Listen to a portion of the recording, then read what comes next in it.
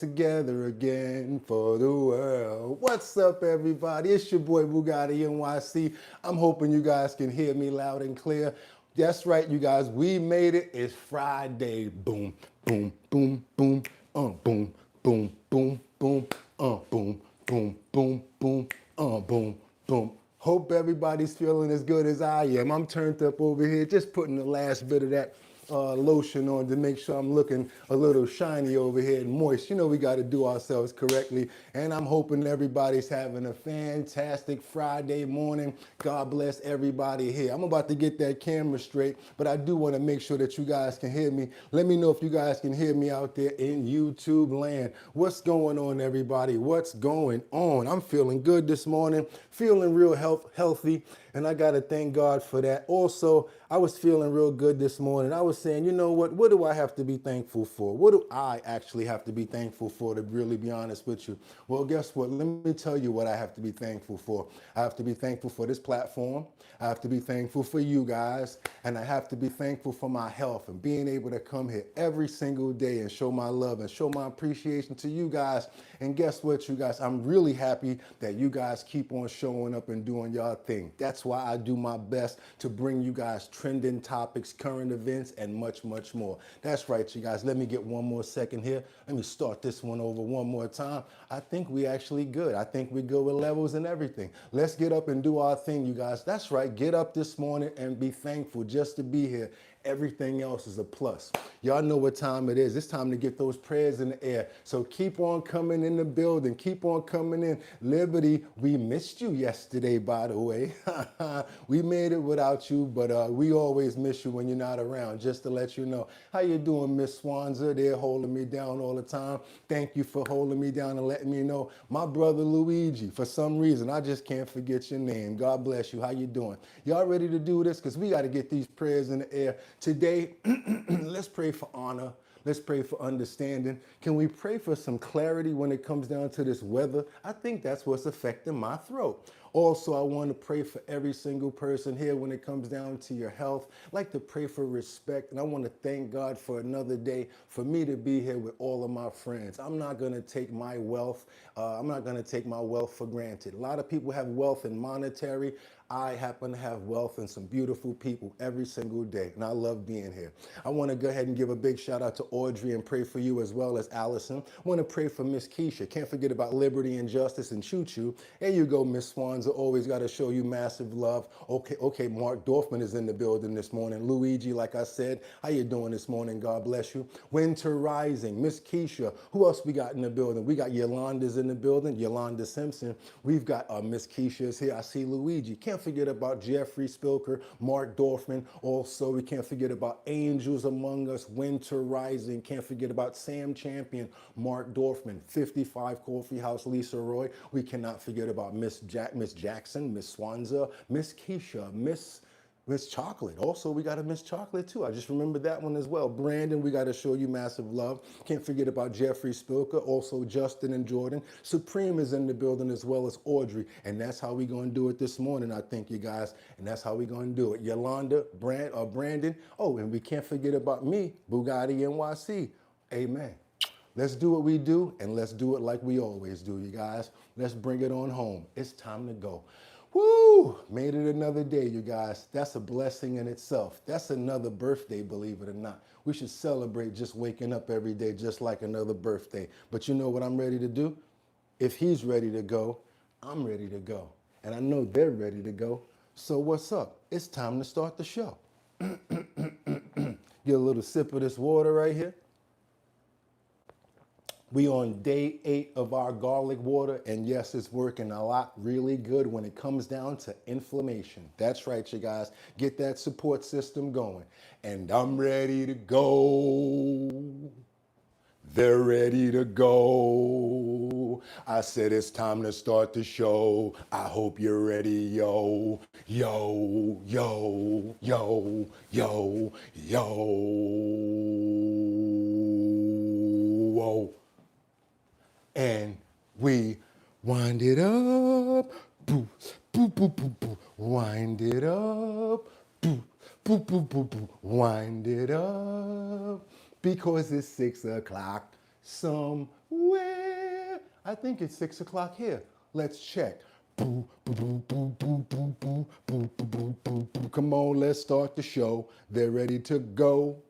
Come on, it's time to start the show. I know they're ready to go. I'm ready to go. Are you? Need another wave, or you need a second to get yourself together? Okay, let's go.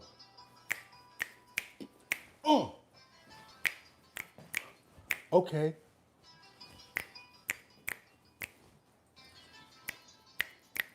Olay. And you know what we got to do this morning? We got to open up those pores. We got to open up those pores. We got to open up those. It's Friday the 17th. That's right, y'all. 2026. Said I'm your host, Boogotti NYC, and this here's our bottom line. Where we be talking about this and that and chat and this and this and that. Where we be talking about this and that and chat and this and this and that. Just got me lit. Woo! Hope everybody's having a fantastic morning. Boom! Let's get it going for Friday, July the 17th, you guys. I can't wait. And what's the name of the title this morning? Why has Trump escalated strikes on Iran? I don't know who did that fantastic artwork back there, but woo! It's on fire. I gotta say, whoever did that, I need to get them to start doing my stuff. Nah, I'm just kidding, you guys. You know who it was. Hope you guys have a fantastic Friday morning, and I hope you guys are off for the weekend. But if you're not, I will still be here for the Saturday morning Avengers and for Purple Sunday. We here every single day, and we're not going to stop until we get those numbers back. We've been paying attention, focused on the algorithm, and making sure that they know that we are back as the #1 show on YouTube. You guys are gonna see it because the quality's here. Nothing's ever changed. We just keep getting better and better and better. And you know what that means, right? That means it's time to get into the show. So all I'm gonna ask you guys is, do you know what I got on it? You know what I got on it, right? I got 5 on it. I'm going to stack 5 videos at a time. All I'm going to ask you guys to do is stay on topic, stay on point. Let me know where you're chiming in from. And oh yeah, I love to see those flags waving in the air. It lets me know where you guys are from. And y'all see this big old Dome Alone right here? I can take a mental picture and say, hey, I remember that flag. So yeah, the flags actually help out better than the conversation. Yes, you guys, besides that, all I'm gonna ask you guys to do is stay on topic. This way we have a fantastic dialogue where everybody's talking about the same thing. You can stray off sometimes here and there when people step in, but it's really good when we stay on dialogue. They really can't touch the show when we do that. I'm going to be over here doing my job, making sure that I supply you guys with good content, trending topics, and current events. And you're going to really love the health and wellness section today, you guys. I hope you guys are ready, because without any further ado, you know what I'm going to say right now, right? Let's get into these titles. Let's go. It's time to do what we do when we come here. What? Trump turned up the volume on Iran. Let's go, you guys. What's going on here? Why has Trump escalated strikes on Iran? Shouldn't even have to ask the question. Seems like they do not want to have a peace accord. So in that case, since you want to boom, boom, boom against innocent vessels that's trying to come through the Strait of Hormuz, seems like they just decided, you know what, we're going to turn up the value. Now, you can't leave. Just like Sonny from Bronx Tale said, when those bikers went inside that bar and they starting all of that trouble, when he walked over to the door and said, now you can't leave. So now what does that mean? Blockade, but only on Iran. None of your stuff can go in and out, but everybody else can have fair trade. What do you guys think about that? Maybe that'll put some more pressure on. Let's keep on moving forward, because also what do we have here is, how has Governor Pritzker's controversial bail law backfired in his own backyard? Not only has his bail reform backfired, but it backfired directly in his backyard. Let's see what Mr. Pritzker has to say about that. You guys know who I'm talking about, right? The governor of Chicago, one of your favorite characters here on Our Bottom Line. We call him Mr. Wimpy. I will gladly pay you Tuesday for a hamburger you give me today. And last but not least, what do we have? Would you take a new blood test that could predict Alzheimer's years before symptoms? Question. Would you take a blood test that would let you know the possibilities of getting Alzheimer's from 3 to 5 years premature? Because it kind of looks into certain blood vessels and certain things that are in your DNA strand. Yes, there's a new blood test that can do exactly that. Some people may be interested in checking that out. We've got that plus a whole bunch more. And one other thing I want to ask you guys, are you ready? Because if so, grab your water, your tea, and your 55 coffee house. Let's get into it, you guys. And the first question I want to ask you guys again is, what's going on with all of this smoke? Huh? What's going on with all of this smoke out here? I was checking out your comments and I said, you know what? Let's go find something before they even open up. Because everyone has the same question. In the Midwest, it's going crazy. Borderline of Michigan, it's going nuts. We got a lot of wildfires out here. And this is the time where I start to wonder, where did these wildfires happen? How did they start? And look at how much it affects so many people. Let's keep on going, you guys. Let's see what's happening. Let's get into this morning. And happy Friday, everybody. Warning extreme and historic weather conditions putting millions of Americans at risk, with dangerous smoke from Canadian wildfires now blanketing the Midwest and Northeast and central Texas in the midst of a life-threatening flood event. First, in the north, water bombers and helicopters now deploying to fight more than 180 wildfires in Canada. You're encased in flames now. Flames surrounding this freight train, the crew managing to escape. Smoke from the fires turning the sky orange from Toronto to Niagara Falls, all the way east to Boston, where the sky looked apocalyptic. See, this is ridiculous, especially if this is like one individual or somebody out there setting these. I mean, I know we've seen this on the show last year. I've definitely shown you guys where people were riding on pedal bikes and just starting wildfires in the brush and lighting up whatever was in the area. I have no idea what's in these people's mindsets, why they do things like that. Some of this stuff could be a mistake, but a lot of this stuff is man-made. Let's keep going, you guys, because it's not only happening in one place, it's happening in a lot of places. A little bit more strained than normal. I felt a little bit in my lungs, like a little burn. In the upper Midwest, this bridge in Michigan nearly invisible. Smoke also spreading from fires burning in Minnesota's Superior National Forest. Yes, we've been thinking about you, Batty. We've been thinking about all of the guys, everybody out there. As far as I think, Jeffrey, you're not too far as well. We got people like, who else is out there? Rebecca, you're not too far as well either. Guys got to be careful out there, huh? I guarantee you, it's not normal as well, and it's worse where you're at than where we at. And if I was to put the camera out the window, you can't even see the sky at all. This is like the second day here. One official warns some fires there could burn for months. Odds are these fires will be here until it snows. So there will be some fire on the ground in some form or fashion, along with smoke, until it snows. This map showing the spread of the smoke. Air quality alerts now issued across more than a dozen states. Breathing that smoke is a risk for sensitive groups. They might experience more cough, tightness in the chest. They might experience more wheezing, difficulty breathing. I talk a lot, so especially while I'm doing a show, it like tickles your throat and you start to feel it. I feel really bad for those who work outside. You're not hiding from it if you're indoors, especially if you're using the air conditioner. There's no way to really get around this. This is the air we're breathing now. Coupled with the high temperatures from the heat wave, officials are warning people to limit time outdoors. In central Texas right now, a far different extreme, half a year's worth of rain falling in a matter of days. Yeah, we got more into that right there. And not only that, we got even more coming down to the water. So now what we got? We got fire, and now we got water. Let's go now. I'm not trying to tell you guys anything, but kind of biblical crazy right now, huh? Let's go. Let's keep on going now. We got these dangerous waters sweeping through West Hollywood as well. A surge of raging floodwaters rushing through the streets of West Hollywood. This is not just regular either. This is like a water main valve that blew, and I'm talking about people had to basically hold on for dear life due to the power of the water. Check this out.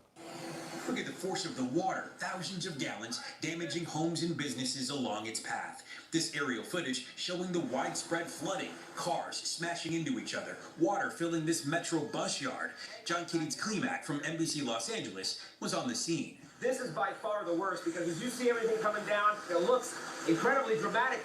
Officials say a major water main break caused the deluge early this morning. A sinkhole opening up near the Sunset Strip. This video shows two men as they scramble to get themselves out. Whoa, did the ground just fall? Now the ground just broke in certain places. Watch, this person caught clinging on in the rushing waters, struggling to keep from being swept away. Now, the major operation happening in the middle of the Sunset Strip. Take a look at the sinkhole behind me. This is the middle of Sunset Boulevard. Part of the road and the sidewalk both collapsed. Couple Stacy and Nate are in disbelief. In the garage below, they see at least 50 cars trapped under the floodwater, including theirs. It's a complete mess here. So officials don't know what caused the break, but noted that that water main is more than 100 years old. No injuries reported. The drinking water is safe, but the cleanup here could take some time. Tom? Okay, that first we had fire, now we got water. Let's keep on going, you guys. Let's double tap that screen to get those likes up because it's not over. What's that thing? Cyclosporiasis. Yeah, that's another thing that's been going around inside of our vegetables, our food, and our fruit. But before we get to that, it's Friday. Glad that we were able to come here together. If you have not already, hit that like button, hit those 3 dots. Boom, make that like pop up to get more people over here. Just to entice us and make sure that we get those likes up. We're gonna start early with it. We're gonna give out some merch. We're gonna try to finalize and see if we can get those 300 likes up today. We're gonna be giving away 6 of our bottom line keychains. That's right, signature piece right there. 6 of those will be coming out, as well as 6 of our bottom line decals. So that's 12 pieces. So let's try to get those numbers up to 300 when we get those likes up today. And you'll be sending your address to bridgethisllc@gmail.com to get your merch today. Starting off early, you guys. All we got to do, try to make it to 300. Let's keep going. Is on that parasite tonight, the one sickening people across 34 states. The Washington Post is reporting. See? Okay, we got the lettuce and we got the main source of it. That's right, you guys. Cyclosporiasis is coming from a certain type of lettuce, which is coming from Taylor Farms. And guess who they make their packaged lettuce for? That's why they said that the packaged lettuce was not good for us overall. I steered away from it. Threw out all of the packaged lettuce that I had, didn't even know what company it came from. So now we're only using the lettuce heads, we're splitting them right in the middle and we're cleaning them out before we do anything as far as preparing any foods when it comes down to my dinner table. Also, you guys, I just want to let you guys know it was Taylor Farms bagged lettuce. Also, you can't forget about the number 1 source of companies that they supply to, Taco Bell. So if you had any Taco Bell, that's another thing to look out for. Don't be nervous or anything, but yeah, they're reporting Taco Bell as the source. EDC investigators believe the likely source is Taylor Farms, a California fresh food supplier that provides lettuce to Taco Bell as well as packaged lettuce to major retailers, among them Walmart, Target, and Whole Foods. Here's CBS News senior national correspondent. So we can't forget about that. Walmart, Target, Whole Foods. Let's make sure we're getting all of those names. Taylor Farms, that's the lettuce company. Walmart, Target, Whole Foods, as well as Taco Bell. Here's CBS News senior national correspondent Mark Strassman. Health investigators may have finally solved the mystery of why so many people have fallen so ill eating contaminated lettuce. The Washington Post reports that federal officials have now potentially linked the outbreak of a parasite called Cyclospora to Taylor Farms, a California produce distributor. The company supplies salad products to numerous grocery stores and fast food restaurants, including Taco Bell. Thousands of cases have been reported in 34 states, the majority in Michigan, the vast majority over the last few weeks. The disease causes severe gastrointestinal illness. Come on, you know your boy love you. We finding all this information out. We've been on top of this one real early because I'm a vegan. Plus, we've been talking about good foods and we need to make sure that we're getting the right stuff, right? Cyclosporiasis, that's going to be going against everything that we're going for right now, which is a healthy immune system. Come on now. While no one has died, more than 100 people have been hospitalized. Taco Bell had already, as a precaution, removed salad ingredients from some of its restaurants. One Michigan health official told CBS News that normally it would see 40 cases of cyclosporiasis, but in this outbreak, they have handled more than 4,000 cases. Remember, for now, this is a potential link with Taylor Farms in California. We reached out to them, so far no response, but this is the first real sign of tracking down what has worried and sickened so many consumers. Tony? All right, Mark, we'll stay on it. Yeah, we've already taught each other how to create lettuce and all of that. We've already had those sessions. The only thing is I got bad water here, so I had to stop. Lettuce is one of the easiest things to grow, you guys. And I still have the over-the-door growers as well available. Lettuce, 30 days, you're going to be on your way to getting yourself some lettuce. And they keep on growing, too.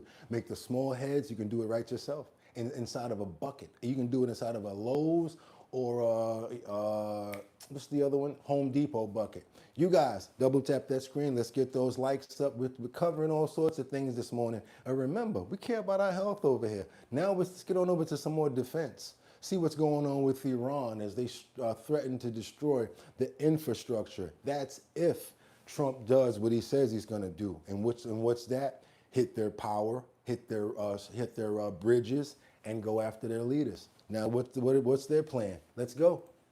Quote, we're not in that business anymore. And then Shanu, back to you.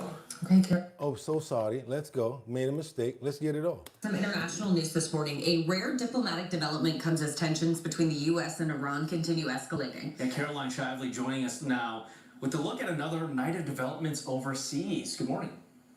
Good morning to you, Hannah and Shanu. Iran has released an American citizen charged with espionage. Last night, President Trump called that a gesture of goodwill. But then this morning, Iran's military says it will destroy all the infrastructure in the region if the U.S. hits power plants and bridges, as the president has threatened. Because they know if they wouldn't have let that American citizen go and there would have been something else, we would have hit them even harder. And now you're giving a reason for them to hit even harder. And then the American Congress and Senate would have had to get behind it. So they knew to let that American citizen go. They wasn't stupid. Let's keep on moving forward. Double tap that screen. Liberty and justice. So glad to see you this morning. Our bottom line. News, hot topics, and health. Happy Friday. Let's go, you guys. Let's double tap that screen and let's get it. CENTCOM has just wrapped up its latest round of strikes against Iran, targeting multiple Iranian command centers. Man, if they wouldn't have let that person go, y'all already know Trump would have been like, give him everything. And that would have been a reason to do it. And air defense sites. Meanwhile, the U.S. naval blockade of the Strait of Hormuz the president reinstated Tuesday remains in place. And we'll have Iran defeated soon. They'll be defeated very soon.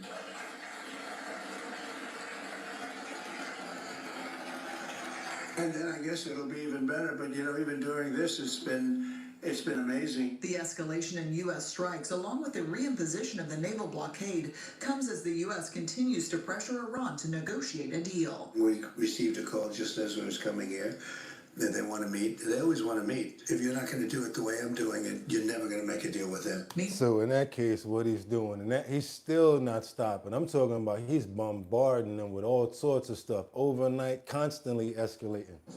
The U.S. launched new strikes on Iran for a sixth straight day, and Tehran retaliated. When he said he was going to keep going, he meant it. In targeting assets in Kuwait, Bahrain, and Jordan. The Strait of Hormuz remains effectively closed, and Iran is now threatening to close other oil and gas export routes that the U.S. relies on.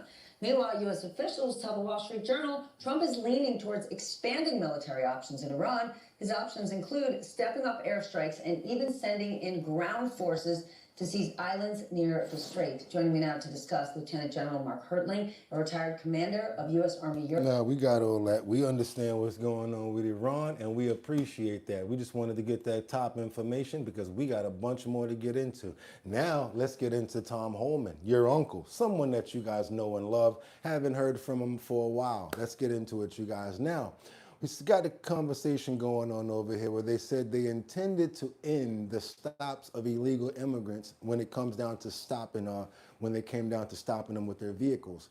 But remember yesterday, President Trump stepped in overnight and reversed that order, meaning that they don't have to stop and they can continue to stop illegals when it comes down to driving in vehicles. This has been something that they say that they probably apprehend thousands of illegals in every single month or every single week or whatever. So I guess that's the reason why Trump stepped in and overturned it. Lots more coming in from Tom Homan. Let's see what he has to say on this topic, you guys. Reporters are Tom Homan. Tom, it's good to see you tonight. Tell us, if you would, what happened yesterday with this pause on the vehicle stops. It initially struck me as a bit of an over reaction, given the fact that we have thousands of these stops that happen peacefully every month. But it seemed like the president was not happy about this. Well, look, I've done this a long time. Vehicle stops are our main tool for us to do our job, and we got to continue that. I think it was blown out of proportion a little bit. I don't think Mark Wayne Mullen ever intended people to think we're doing away with the policy. He wanted to do a short-term policy just to make sure that the agents out there on these operations have the vehicle stop training, and do they have the tools necessary to keep safe. Here's my concern. You're exactly right. This all comes back to the Dems, who are telling people don't comply with ICE. ICE is not a real law enforcement agency. Here's how you evade ICE. Now, you and I talked about AOC a year ago. She says, well, I'm advising my constituents of their constitutional rights. Don't open your door. Don't comply. You see signs at these protests, resist. And this is a problem. You need to comply with law enforcement. So here's my concern. I think Mark Wayne Mullen might have been one of the reasons he wanted to look at temporary pause. I'm scared to death. Because a social vehicle. Now, we respect all views and watch all news stations. We are all a platform for the political parties. And happy Friday, you guys. Our bottom line with your boy BOOGOTTINYC. Now, let's throw a curveball real quick. I have a question to ask this gentleman right here because we never brought it up again. And I think it's only fair to do so. I don't want you guys thinking I'm one-sided. Whatever happened to that $50,000, Mr. Holman?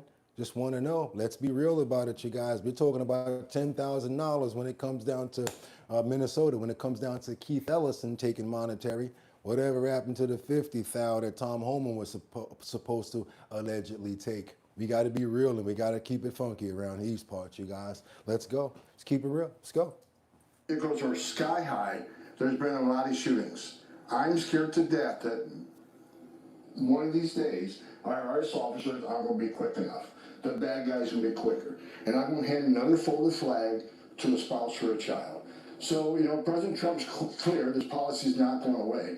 But it all goes back to the Dems who want to continually attack ICE and tell people to evade them, tell people don't comply, tell people to resist, and tell people ICE isn't a real law enforcement agency. You and I talked about this a year and a half ago, Laura. I said if the hateful rhetoric didn't stop, there will be bloodshed. And I'm saying it right now. There's still going to be more bloodshed unless they shut their mouth and let ICE enforce the laws that they enacted. Okay, I understand that part. That's why I say a lot of times I can agree with somebody about something, but I'm never going to be like 100%. I mean, especially if I got questions about other things. And nobody's perfect, but I do have a question when it comes down to the 50,000. Let's keep on moving forward, you guys, and double tap that screen to get those likes up because we got to ask the question. And the question that I'm sure you guys have asked, you guys seen this man ask a whole bunch of times already. I mean, we got him in a perfect shot right here. Look at this image here. I mean, you can't get him in any other way. It's the best way to see this guy in his natural habitat, doing what he loves to do. Talking about none other, that's right, you guys, than Pritzker. Let's get on over to Chicago right now where the question is being asked with JB Pritzker.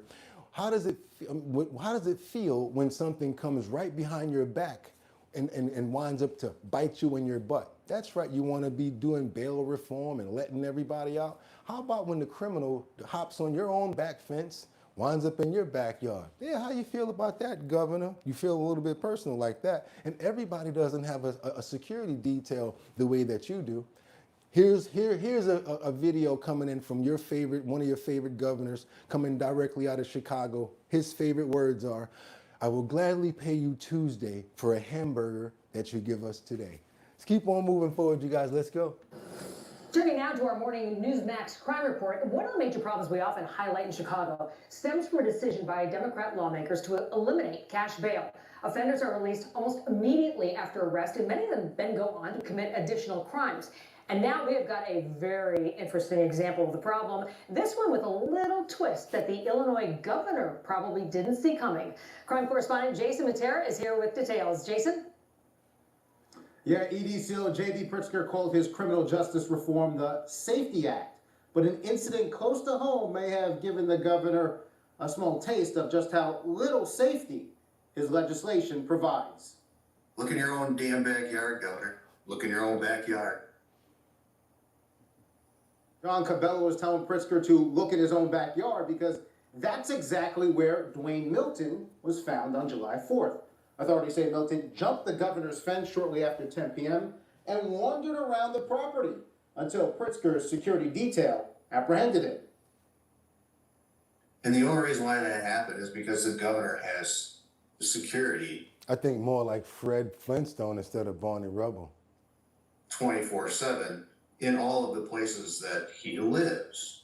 So if this was your backyard, police would have not found this person.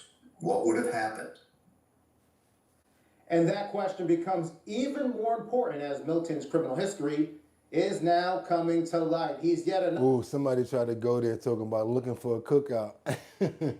another Chicago man with more mugshots than fingers and was He got more mugshots than fingers, y'all. Look. currently out on pretrial release for a slew of You can literally use his mugshots as like a time lapse. retail thefts. Police records show the longtime felon was arrested 3 times between April and May, only to be let go each time. Remember, no more bail in the state of Illinois. Oh, that is definitely Fred Flintstone all along. That's Fred right there. Yabba dabba doo. That's Fred right there.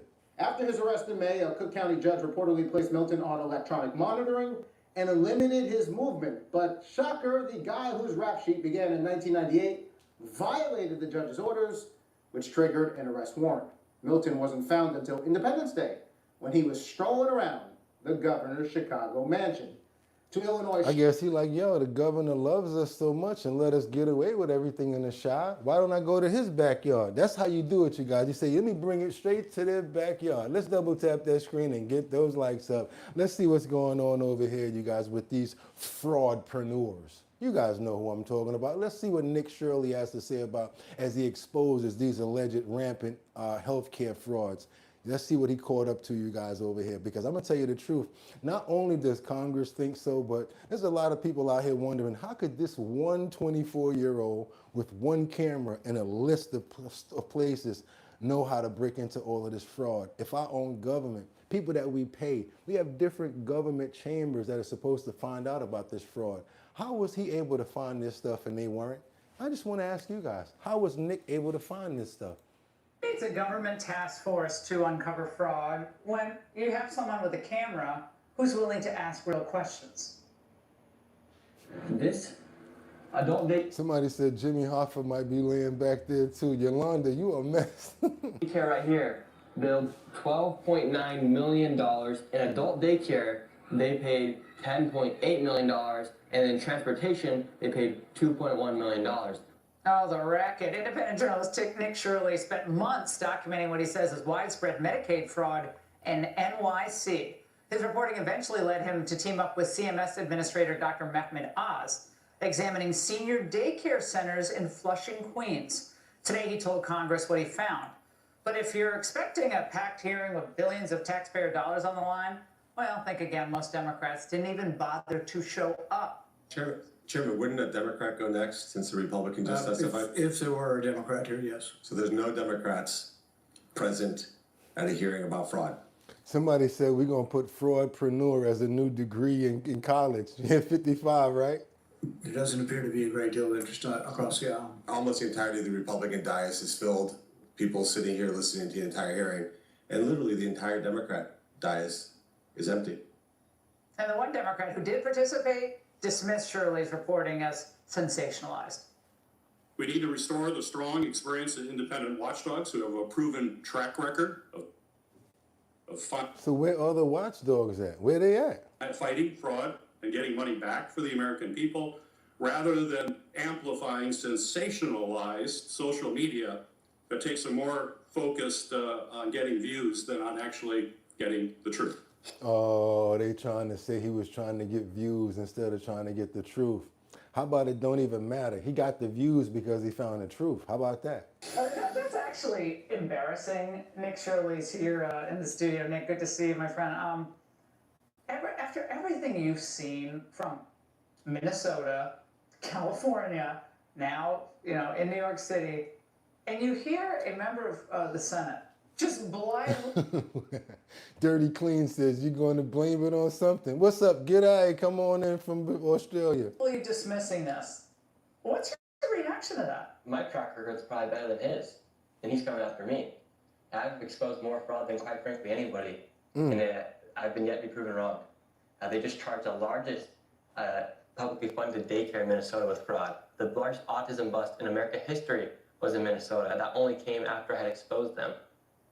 Now, you and Dr. Oz walked the streets, I know, in New York together and flagged many of these pharmacies all in a row. And he asked this pharmacist, why so many open? And she said that I have no idea, but they're doing something funny. A lot of customers coming in and asking, what do you give? Adding others ask for money or kickbacks.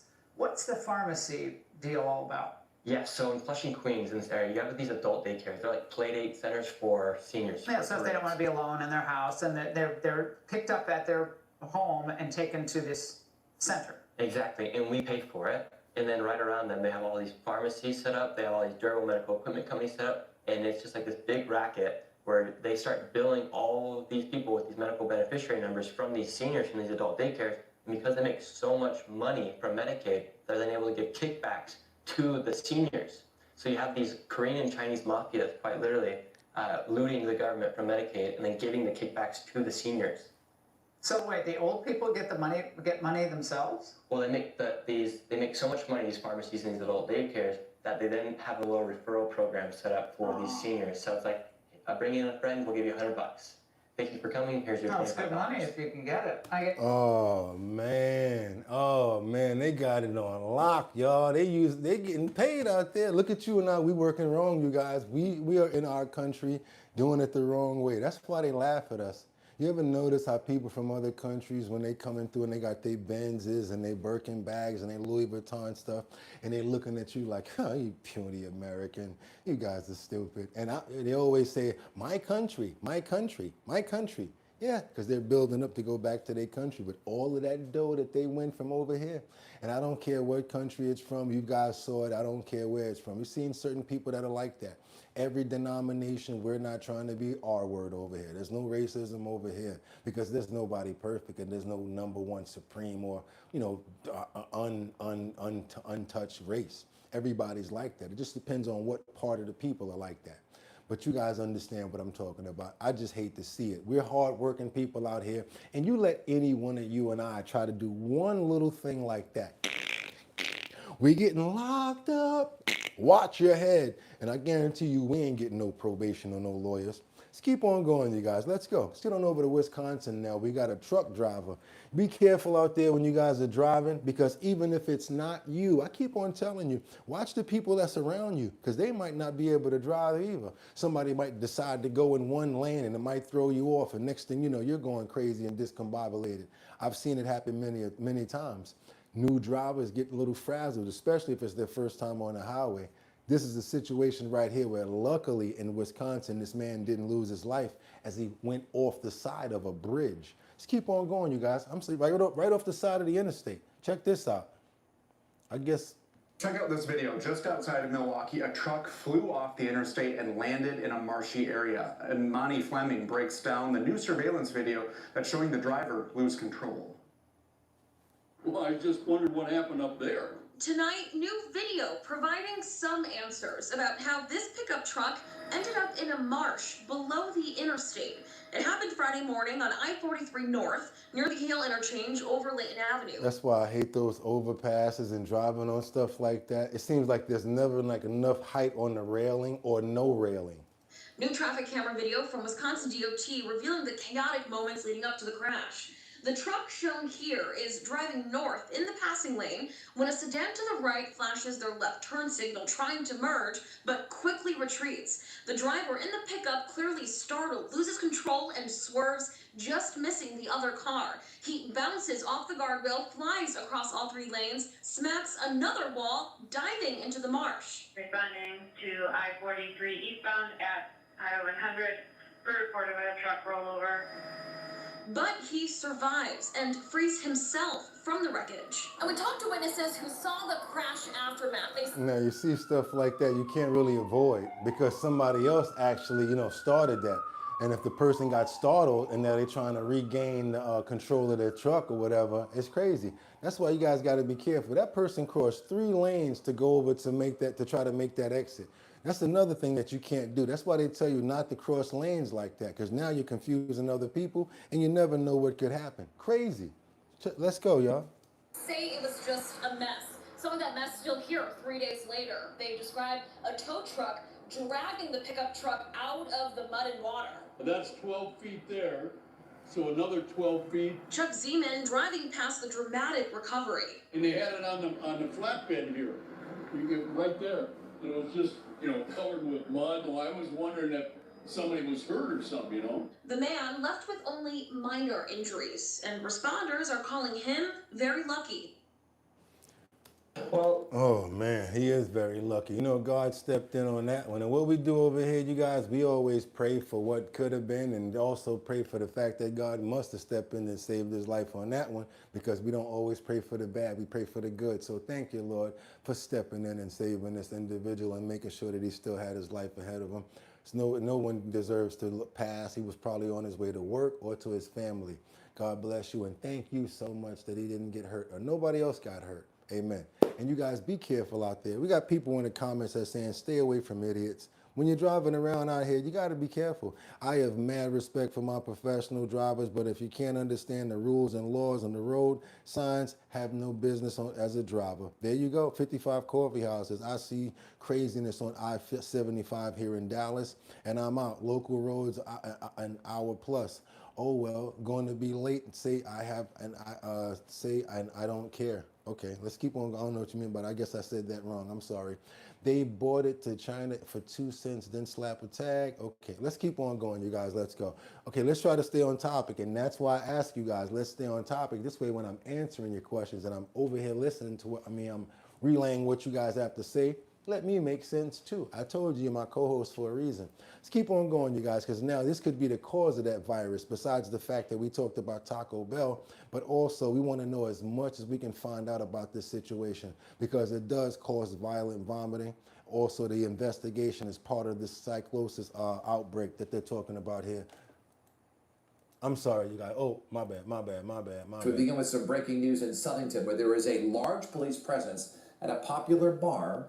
Oh, no, that's the wrong thing right there. Sorry about that. No, that's not it. We had to skip past that. Let's keep, there you go. Here, we're right here. A new report that says health officials are investigating Taco Bell as a potential part of the cyclospora. No, I stopped eating here a long time ago. I ate a Taco Bell burger, one of those tacos one time, and for some reason I got a headache, my stomach started hurting, and I've never vomited this bad. I'm talking about violently. Ever since then, I stopped eating Taco Bell. Never had it again. Parasitic outbreak sickening thousands of people across the U.S. The Washington Post cites 2 anonymous sources close to the investigation. Taco Bell has removed several items from its menu in some areas as a precaution. Michigan's health department has pointed to lettuce or other salad greens as a potential source of the outbreak there. Michigan, you've been one of the first leading places that reported it. And I know we had a lot of people from Michigan that are here. Please, you guys, be careful about Taco Bell and the ones that Kelly Farms lettuce that are bagged, shut it down. And says some people infected with the parasite did not eat at Taco Bell. Okay, you guys. Yes, and thank you. It's not real meat. It really isn't. I believe it now, because my body basically probably was rejecting it. Like, you know what I'm saying? My body was probably like, get that crap out of here. You notice how when you try to give animals, gorillas, or dogs certain things like burgers or fruit, they'll like say no? Believe it or not, they actually know the truth and the difference between natural stuff. A gorilla will look at that banana and be like, man, get this out of here. That's not a real banana. They know the difference. Dogs would be like this. The certain meat, they'll put it right down. It's not. He's like, I'm not a vegan dog. Let's keep on going, you guys. Let's go. Let's get on over to these beaches. Because not only do we have to watch out for cyclosporiasis when it comes down to inside of our stomachs and what we eat, be careful of the beach water. You've got many beaches now that are backing up with all sorts of different bacterias because of different spills and all sorts of things that's going on out here. When you see the yellow bacteria signs, you need to pay attention and don't go into the water, because it's happening coast to coast, not only here in the United States of America, you guys. Tonight from California to Cape Cod, beachgoers escaping scorching summer temps are running into a wave of issues. Dozens of beaches in Massachusetts temporarily shut down. Officials posting water quality warnings at beaches in New York, New Jersey, Washington State, and here in Southern California, where the famed Santa Monica Pier comes flanked with signs sharing Yeah, we're gonna be looking out and on the lookout for these signs right here. Any sorts of signage before you go to the beach. They're actually subject legally to show you guys anything that's going on the beach, especially if it's a decent beach with the right type of patrol and security as well as maintenance people, right? So look out for all sorts of signs when it comes down to tides, when it comes down to sharks, when it comes down to anything before you go into the beach. Swim at your own risk. Is it harmful? Is it not? I mean, when you hear bacteria, you automatically think it's harmful. The heightened levels of bacteria discovered, a sign water may be contaminated with germs or fecal matter, known to make people sick. For the Blakely family visiting from Houston, their vacation game plan is shifting. Kids have already been in the water before you saw the signs, so what's the plan now? Yeah, just gonna shower as soon as we can, get off the beach here shortly, and just find something else to do, you know?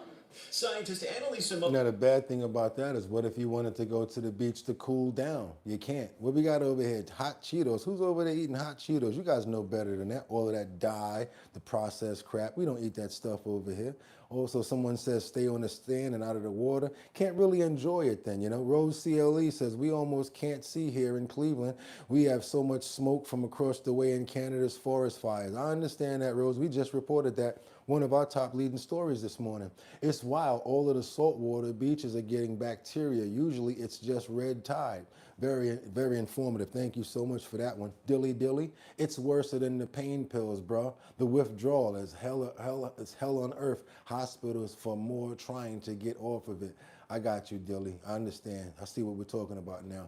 Feel better, Dilly, and get over. I know you have some situations going on, and we hope that you're in the better part of your healing process. We ask that today. Get behind our brother. Amen. Thank you so much. Let's keep on going, you guys, because now we gotta get on over to London Bridge is falling down. That's right. We got this man that's being hunted after a woman was dragged on the floor and attempted to be R-word in Bakerloo line on the train station. So you guys, there's no real train stations where things don't happen. Make sure that you pay attention, women. When you're going down in the train station, you see these single men walking around certain places. You might want to try to go to another entry or be very, very, very careful. You might even want to carry around some spray. I'm talking about some sort of bear spray or anything to defend yourselves. I'm talking about everywhere at this point, you guys. Pepper spray, bear spray, I'm not even calling it right now. Whatever you need to do to defend yourself, please do so. And if you're going to work at night or coming home from work at night, also be careful and watch your surroundings. Stay off of that cell phone swiping and looking at your phone when you should be watching what's going on around you. Because look, the police are right now looking for this foolio right here, where they say a woman was dragged to the floor in an attempted R-word in the Bakerloo line train as police released this closed circuit footage of this man. They're trying to identify him. You could tell he's up to something. Like you can tell he's definitely up to something. Be careful, ladies. You see people walking around like this, don't even go in that direction. Sad part about it is that's what they prey on. They prey on the weak. And it looks like he's looking for somebody to prey on. So that's who they're looking for out there, you guys, in London and Bakerloo.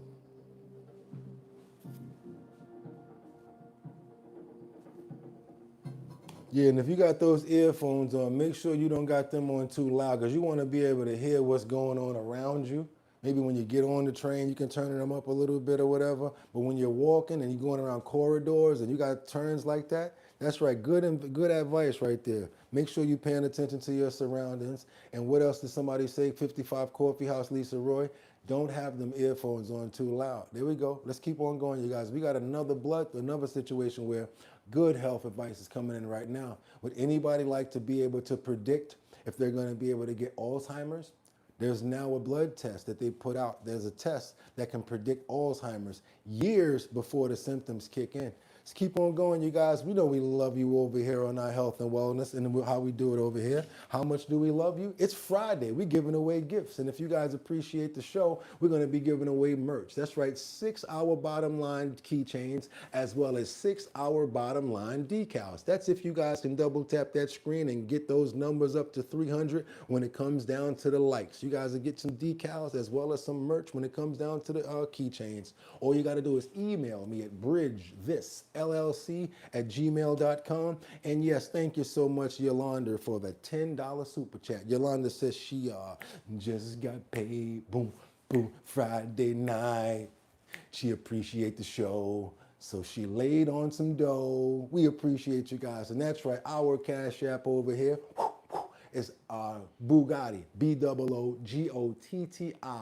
BOOGOTTINYC, like the city I'm in, Boogotti NYC. We appreciate all Cash Apps and Super Chats, whatever you guys appreciate.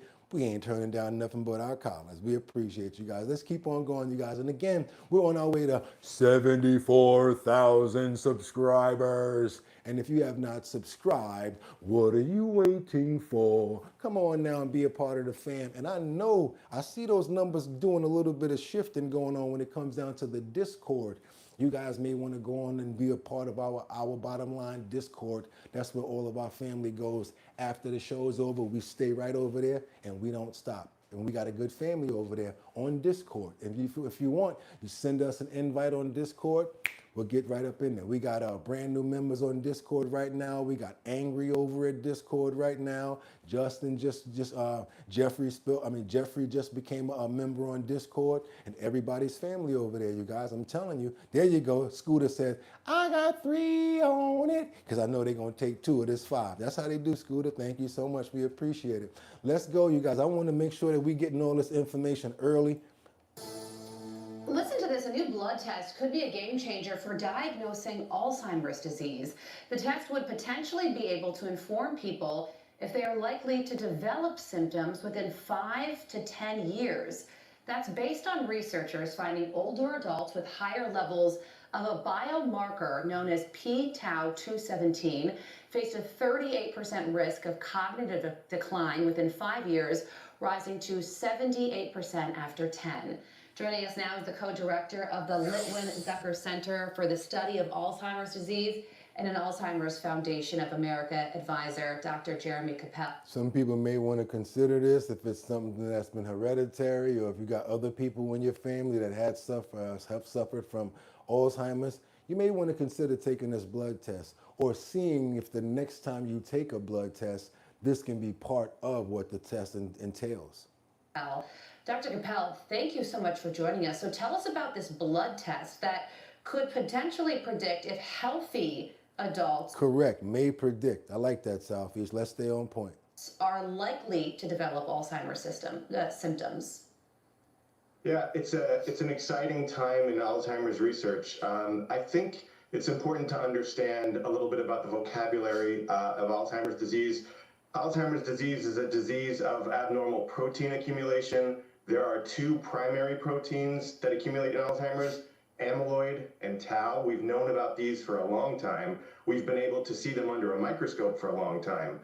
Tau is the most directly related to the symptoms that people experience in Alzheimer's, including memory changes, confusion, disorientation, even the psychosis and agitation that people experience. It says the blood test could detect Alzheimer's symptoms between 5 and 10 years early.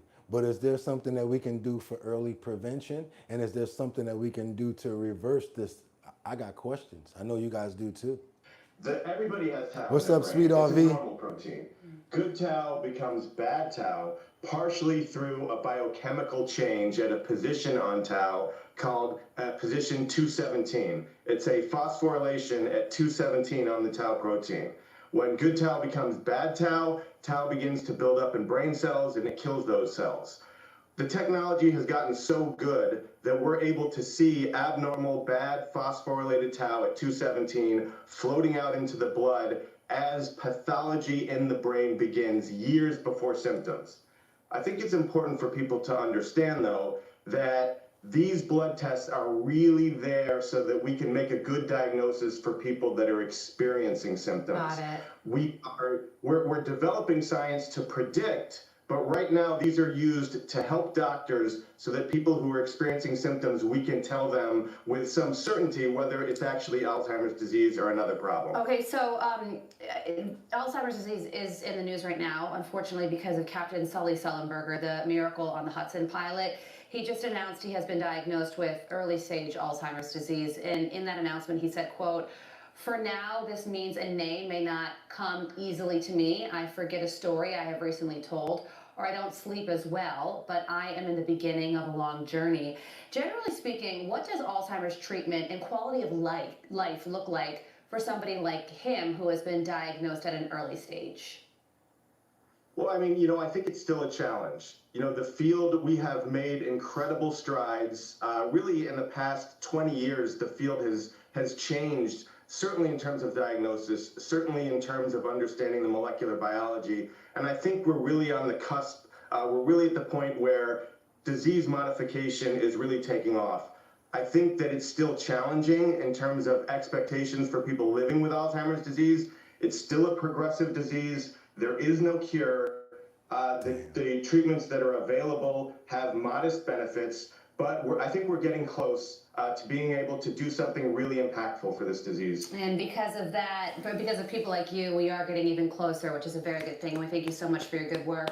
Dr. Jeremy Cavell, we thank you so much for joining us. Yeah, man. Thank you, guys. I'm gonna keep on going into all of these topics and all of this information as far as I can go, because I see a lot of questions, and I see it. You guys got a lot of questions. Brad had a lot. Scooter was asking a lot of questions. I love topics like this because that means that you guys are definitely interested, and I promise you, we're not gonna stop. Somebody said, I forgot what he said. I guess you guys are gonna have to heal up, reel up, bring it back, come rewind, and watch the show. For some reason, the show's been like that for these past couple of days. May have to watch it afterward because things like that just start to keep on going, especially when it comes down to health and wellness, which is what we also really big about over here, you guys. The products that they're selling us on those counters are not food. The products, because all they concentrate on the promotion, how they look, how long they're gonna last on the shelf before they expire, giving them a longer time to make more money, and the profits. That's all they care about. It's a big difference between products and food. Trust me, there is. Let's keep on going, you guys, because now we got to get on over to New Jersey. I don't know where the moral comes from this piece of crap, but I think that he needs his ass whooped. Gotta say it, and I apologize for anybody that took it a certain way, especially when you try to beat up a nun. Anybody got a problem with me saying that this person needs their ass whipped? Have it how you like it. Nun minding her business on her way to work, and you're gonna beat up a nun. Let's get on over to New Jersey, you guys. Let's go. He's gonna have a lot to answer when it comes down to his time. Sister Julie was leaving the convent out here on Humboldt Street early Saturday morning. She was trying to catch a bus not far from here to get to work at a nursing home in Newark. The nuns of St. Rose of Lima regularly walk these streets of Newark and use the bus. I'm talking about straight up, you might as well be, what do you call it now, Grand Theft Auto out here. It's not even real life anymore. When you do something like this. Sister Julia did not want to show her face on camera, but told me she was on Orange Street and couldn't cut through church property that day because the gate was locked for security reasons. So she continued on. However, Sister Julia never made it to the bus stop. Instead, she was stopped right here at South 11th Street. The suspect threw her down to the ground, and he punched her twice while she was on the ground, once to the face and once to the back of the head. It's one thing if you bump into her and you make a mistake. This dude literally went after a nun while she was dressed as a nun. She's skinny. She's a very frail thing, and she's older. How can you do that to a person like that? The attack was very upsetting to Pastor Hurtado Alazzo, who knows her well from services at St. Rose of Lima, a congregation of about 500 families in Newark. The pastor learned that police would arrest 25-year-old Raheem Green for the mugging. You see this piece of trash right here? Raheem Green, looked like his head threw up and had bowel movements that got stuck in one position. I don't know what type of weed, plant, crap he got on going on his head with the crabgrass. But he need his ass whooped straight up and down. I hope the people in there find out what he did and woo! Newark detectives say that at 8 a.m. Saturday, Green also pistol whipped and sexually assaulted a woman on Hudson Street. Following this incident, the pastor says changes are coming. We're going to install cameras. I called the diocese. This is going to be a bunker. We have no choice. Yeah, this area was improving. I mean, that's the sad thing. This won't stop Sister Julia from doing her work within this community. However, when walking these streets from now on, she's more likely to do so with someone at her side for safety. In Newark, I'm Chris Keating, News 12 New Jersey. Sister, I would make it to the point where they have to walk in groups, straight up and down. And they need to be able to, I know how it is, Lord, and we love you as much, but we need to prepare ourselves. Hit them with some bear spray or give them some pepper spray. Something. They're going to have to do something. Because I think that whoever did that, woo! Look at that Scooter. Look at what Scooter said, bro. I might have caught a charge if I saw that. You see that right there? I want to pray for the nuns. And yeah, look at that. Dude looked like Earthworm Jim. There you go. Pathetic idiot. I just want to pray for them. I want to pray for strength. And I'm so glad that she does not feel deterred to keep on getting out there and working in those senior citizens and helping out the elderly, because that's what she does as a job, besides the fact that she's a nun who lives in a monastery. There could be no one a purer or a cleaner that you know better than to put your hands on a nun. I let the Heavenly Father take over this one right here and let him see what he going to deal with when he see if he going to get past them gates. See if they got somebody else that's going to put them on inside of a little hole that's going to open up on the floor and send them in a whole nother direction where it's going to be some real serious temperatures. They know what, y'all know what I'm talking about. I want to pray for the nun, 100% recovery, physical as well as mental. And I also want to pray that this never happens again. Amen. Let's keep on going, you guys. A nut. He's crazy. It's crazy. Something was wrong with him. Now we got to find out what's going on with all the money. Now, you know, let's say, for instance, if me and you do a deal, Jack, and I'm supposed to pay you Sweet RVs or Scooter or Audrey, I'm supposed to pay 55, or Angels, or maybe Sam Champion, I'm supposed to give you $50, right? But all of a sudden, I'm like, you know what, man, you're doing so whatever, behind the scenes, boom, I'm gonna pay you double. Now, a lot of people pay people double because they just like that and they feel like looking out. But a lot of people pay people double to do what? Keep it in the closet. That's right, you guys. We going Michael Jackson on this one. We got corruption going on, and I'm gonna say this part of it one time, and I'm not gonna say it no more. I'm gonna let you guys say the rest of it. You help me out with this one? Do me that favor. I'm gonna say part of the word, and you guys say the other part. And it got to do with a lot of money. Here go the beginning of the word. Roth. Not gonna say the rest. You heard what I said. Roth. Can you guys help me out in the comments and put the rest of that name in there? I would appreciate it. You can put the whole word in there if you want to. I just don't want to say it all. Let's keep on going, you guys, because now we got some corruption. How did Jeffrey Epstein earn about $25 million through a bank? DOJ found out through a settlement. You'll hear it in certain names that's going to be coming out in this one, talking about that. No, not the IRA. Somebody set it up there. There you go, angels. Let's get it. And pay attention, please. Come on now. Y'all got to double tap that screen because we be doing some real deep work over here. Let's go. Involving convicted sex offender Jeffrey Epstein today involve him helping out one of Europe's largest banks for a $25 million fee. The late financier appears to have helped out Edmund de Rothschild Bank.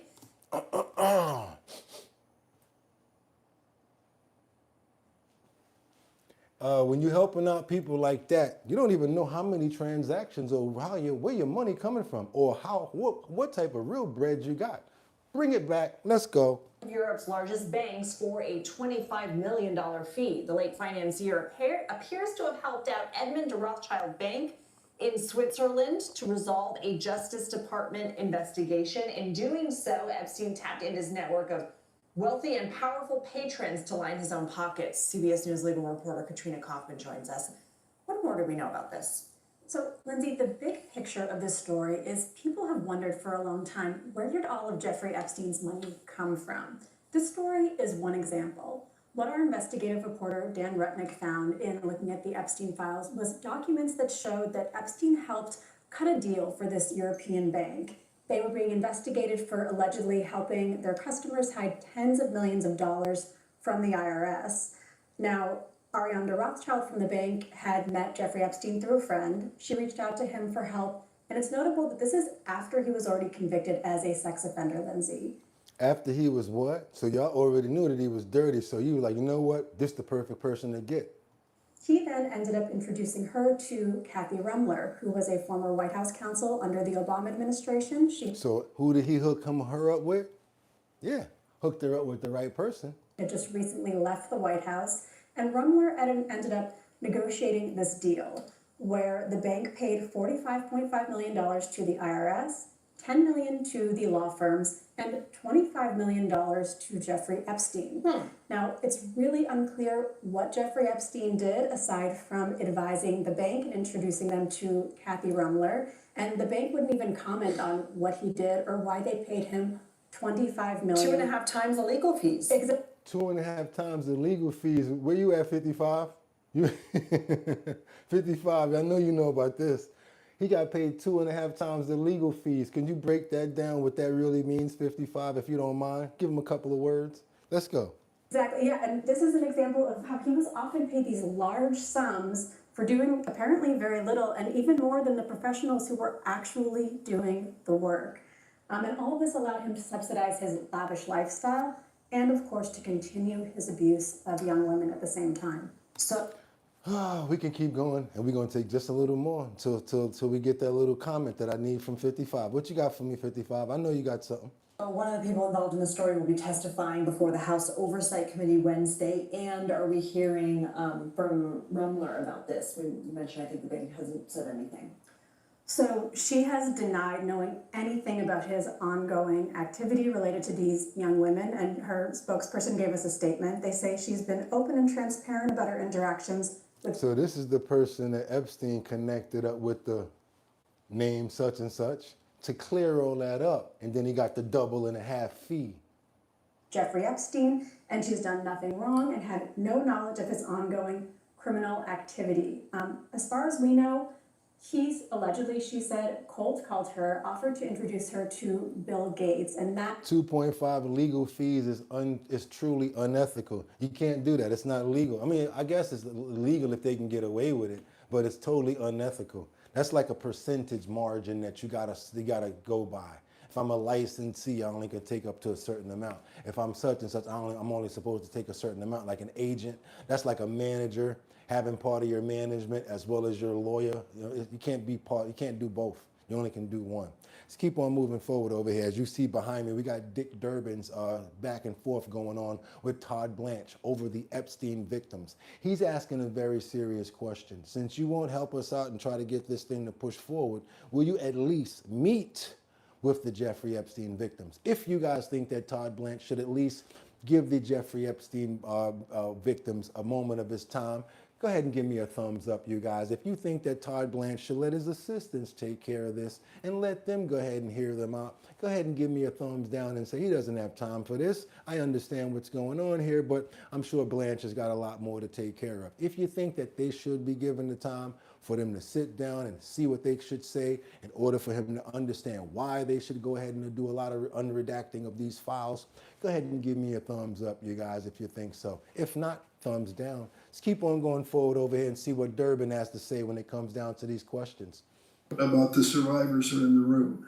There are 10 individuals who were exploited and abused by Mr. Epstein. They are here today. None of them have had a chance to speak to anyone in the department or FBI, though they've asked repeatedly. So can I get your word under oath that within the next 30 days, you will personally sit down with these 10 victims and hear their case in terms of what needs to be done by the Department of Justice? Chairman, I appreciate them being here today. I also have somebody from my office who's spent her entire career working on cases like Mr. Epstein's. So first of all, he's saying, I appreciate y'all being here, but I ain't got the time for that. I got somebody in my office that take care of stuff like that. Jesus Christ, how you say so much within the time of 2 sentences? She's in charge of our task force investigating human trafficking. She's available to talk to them. She can sit right next to you. She can sit right next to you when you meet with these survivors.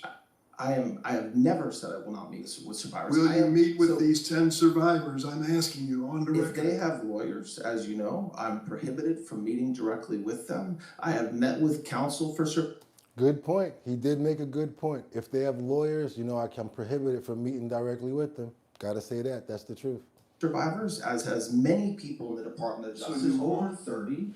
But if they are represented by counsel, we will work with their counsel. If they don't have a lawyer, I will certainly make arrangements to make sure the right people at the Department of Justice meet with them. Absolutely. Will you get it done within the next 30 days in each of these survivors? I will get it done today, if that's necessary. Okay, you guys, he said he'll get it done today if that's necessary, but for some reason, we still didn't get them unredacted emails they're supposed to give us last Monday. You forgot about that? I didn't, because I've been waiting to show you guys. I've been like, what's up with these emails? And nothing, nothing. They ain't really sharing, nothing, nothing. They ain't giving up, nothing, nothing. They ain't give us jack. Nothing, nothing, nothing. I'm talking about jack nothing. What's going on with those unredacted emails from Jeffrey Epstein? Still ain't get that other money either from that stimulus either. They be talking about giving us stuff all the time, and they don't give us jack, huh? They think I don't forget. Told you my head is too big to be forgetting stuff like that, y'all. Let's keep on moving. Let's double tap that screen, because just like Liberty and Justice says, if you guys can get those likes up today, we got some free merch coming out. That's right, you guys. One of those crystal clear Our Bottom Line keychains right there for you to throw on your dog's collar or maybe your cat, and you take some pictures and send it over to the Discord so we can share and see what your cat has, what it looks like with Our Bottom Line keychain on it, or just put it on your keychain and send those images in too. Or you can actually put this on one of your planters somewhere in the crib, maybe on your coffee mug the way that we do it, and show your love on Purple Sunday when we rock out. That's right. All you guys got to do is get those likes up today to 300, and we got free merch coming out. How I'm going to get it, Boogotti? All you got to do is email me, bridgethisllc@gmail.com. I'll send it out directly to your address, wherever you want it sent to. Let's keep on going. My point is, there's somebody here who can meet with them today, get their information, and arrange to meet with them. I think you ought to be in the room. Pardon me? I think you ought to be in the room because you ought to hear this. You had singular responsibility for these files. There was a delay in meeting the statutory requirement of disclosure. You were involved in that. I think you ought to be part of this. I also think that this is probably one of the most important cases that he's probably handling right now due to the severity of it and how many people are interested in it. So I don't see what he's asking is too much. I am definitely part of it, and I have been from day one. And it will be done within the next 30 days? I can keep on repeating myself, but I said it could get done as soon as today. It could have gotten done last week. We remain available to meet with any victim or their representative at any time. Let's keep on going, you guys. Let's go. Double tap that screen, get those likes up. Because again, I told you we had a lot to get through today. We got some safety issues and stuff going on right now.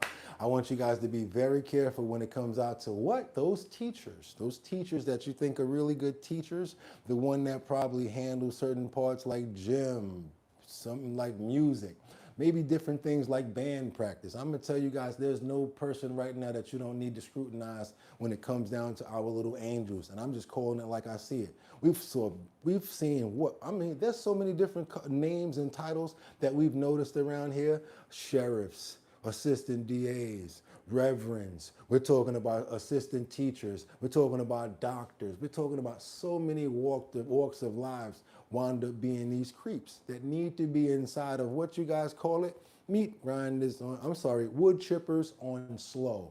We got another one over here in Miami-Dade County. This is a band teacher, Hayashiro Nagasama, had an inappropriate touching sexual relationship with a 15-year-old student. Let's keep on moving forward, you guys. Let's go. Accused of committing sex crimes against a student. Local 10's Magdala Louisette is live outside the jail in West Miami-Dade with the alarming allegations. Magdala. Yeah, Janice and Calvin, these allegations so alarming that we are hearing from the Miami-Dade Sheriff's Office. Now, this former band teacher, we have learned, is no longer at the school. We got a letter from the school today. He plans on bonding out, and when he does, he will be on house arrest. Tonight, the Miami-Dade Sheriff's Office wants the public's help, in particular, parents. We just asked the community to speak to your children. Investigators arrested and charged this former band teacher, Hayashiro Nakashima, for having an inappropriate touching relationship with a 15-year-old student this year at his apartment several times times between March and June. Good morning, sir. Mr. Nakashima, you were arrested pursuant to an arrest warrant, 3 counts of lewd and lascivious battery. Yes, Your Honor. Your attorney is here, and good morning. The 33-year-old's defense attorney telling a bond court judge his client self-surrendered on Tuesday and turned in his passport. I don't believe he's a flight risk. There is no danger to the community. He has no prior criminal There's no danger to the community, they say. You hear this? You hear this, lawyer? history. Nakashima was a Palm Glades Preparatory Academy employee. School leaders sent Local 10 and parents this letter addressing the news reports, adding it's cooperating with authorities and cannot provide any more additional details. I say it all the time, Winter. It's crazy. I'm going to read it just like you said it. It's crazy to me how people that don't understand anything about us can understand how to manipulate our system. But here we go as Americans and just doing it right, going the right way alone, following the rules. And look, if we try to do something like that, we'll get jammed up immediately. I'm putting that on top of that. Details. The arrest warrant says Nakashima's relationship with the student escalated from private text messages to sexual acts. Investigators with the Special Victims Bureau say the teen girl initially viewed him as a father figure, and at some point the defendant shared he wanted a boyfriend-girlfriend relationship. He would groom the victim by purchasing her items, making her believe that they were in love, and he would provide like an authority figure over her. So count 1, 2, and 3 will be $15,000 each count. H+ house arrest, GPS monitor, level 3 house arrest. So if he's looking to travel anywhere, he's gonna have to see a judge first. And just $45,000. I understand level 3, he's permitted. That's roaming, GPS roaming. I just want to make sure he doesn't flee the state and he answers to these charges. That's exactly what we want to judge. Thank you so much. I appreciate your time. And our Local 10 news team reached out to school officials to ask a number of questions. See, the lawyer, he just happy he did what he wanted to do, what he got paid for, right? He just like, all right, I got it. So now I'm gonna charge him more. As long as I stay on the case, I'm gonna keep on making more money. Another account. That's all he cares about. You saw that smile come over his face? And some of them included, was this teacher fired? How long had he been with the school? These are questions we have not gotten answered yet. Now, Nakashima, when he does bond out and he is on house arrest, a judge has ordered him to stay away from the student. Yeah, but that's that student. Where else he gonna be at? And then they talking about he can roam around. They just want to know where he's at. That's what they said. He can roam around. We just want to know where he at. You see what I'm saying? What's wrong with the system and what's wrong with certain states, how they let people get away with stuff? Now, what if he get out and do something again? Will you hold that judge liable if something happens again? If he gets out and does something again while he's on bail, do you think that the judge needs to be held liable? It doesn't happen. I don't know what's going on with these judges. You see what the charge is, but no, I'm gonna wait for it to be more for me to really do something to him. Okay, you guys, let's go. We got to get on over to California. Merced. We got a daughter. I won't even call her. I wouldn't even call her a daughter. I want to call her the witch from beyond. Straight up and down. She's been locked up and she ain't never getting out. Watch your head. Real talk, she ain't getting out. They gonna get her for this one. I don't know why, but she thought it was really a real good idea to unalive her own mother in her own apartment. Let's go, you guys, let's go. I done told you about keeping people around. I love her. That's my daughter. That's my son. Once they touched in the head and you guys know something wrong with them, if you got to call the police on them, get up out of here. Go find somewhere else to be. Because you ain't going to have me as no statistic. It ain't happening. Let's go. Chat turned into a homicide investigation in Merced. Now police are still searching for answers after a woman was found dead inside her apartment. And one more thing I'm going to say. Y'all can call me what you want, but she don't look like she's missing no meals. Part sumo. Her daughter, 28-year-old Selena Vasquez, arrested and booked into jail. Family have now identified the victim as Michelle Vasquez, a beloved mother, sister, and grandmother. Action News reporter Brittany Colon is live in Merced with the accusations against the daughter and how the family is doing right now. Who's up? Lauren and Vanessa, Selena Vasquez was booked into the Merced County Jail for murder. This comes as the family tries to grapple with the loss that's left them devastated. A Merced mother is dead, and her daughter behind bars, now accused in her homicide. Very unexpected, definitely out of character for the neighborhood. Around 1:30 in the afternoon on Saturday, police responded to the Brookdale North Apartments for a welfare check. Man, if I could just see my mother again, you don't even understand. When my mother was in the hospital, they was like, boy, are you crazy? What are you doing? I used to bring my mother breakfast, lunch, and dinner. They'd be like, yo, your son is, I'd be like, man, I can't let my mother eat this food. She don't like this stuff. And it was just second nature.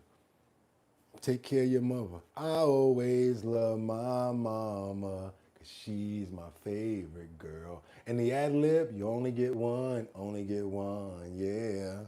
Hell, not me. You crazy? Neighbors next door reported hearing, or around the complex, reported hearing a verbal disturbance sometime during the night. When police arrived, no one answered the door, so they forced their way in, only to find a woman dead inside, suffering from multiple stab wounds. That woman, now identified by family as Michelle Vasquez. Her daughter, 28-year-old Selena Bass Vasquez, the primary suspect in the murder. Within about an hour, police found her at a nearby Rahili Park and brought her into custody. She had her 1-year-old son, who was discovered unharmed inside the getaway car. She was peaceful, the child was found safe. She was obviously distraught based on the situation, but our main priority, like I said, was the child. Police say doorbell camera video showed the suspect appear to walk normally, not in a rush out of the apartment following the incident. Detective Crane tells me Bass Vasquez and her 1-year-old did live at the apartment, but they don't believe it was for very long. At this point, a motive remains unknown. XX, I like your comment. Didn't get to read it all. Don't worry about the rant. It was on point. Mom is an angel. You right, Dustin. There you go, Jelena. I love you, mama. There we go. Good morning, all. Shout out to mamas out there everywhere. Y'all know what it is. There's no explanation as to what caused this situation or what happened during it. The victim's other daughter tells me this loss has left their entire family devastated and heartbroken. She described her mom as caring, positive, and strong. She says she lost her best friend in an unimaginable way and is left unsure of how she, her brother, and their family will get over this.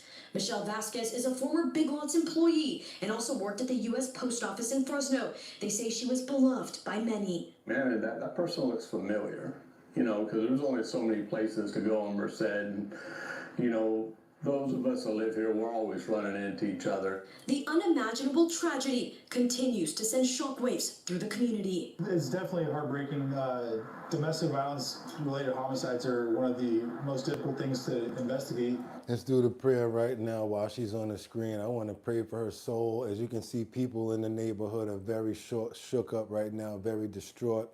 I want to pray for everybody else out there that's dealing with situations where they may be trying to take in one of their family members because, they might be touched and they might have a little bit of imbalance going on. You guys may love them and you feel as if it's your responsibility. I want to give you guys some help and some energy on understanding, knowing it's okay to let them go, especially if it has something to do with your safety as well. Again, you cannot take care of somebody else if you're not here. We say it all the time, just like when the stewardess comes and says, put your mask on first and then help the person next to you.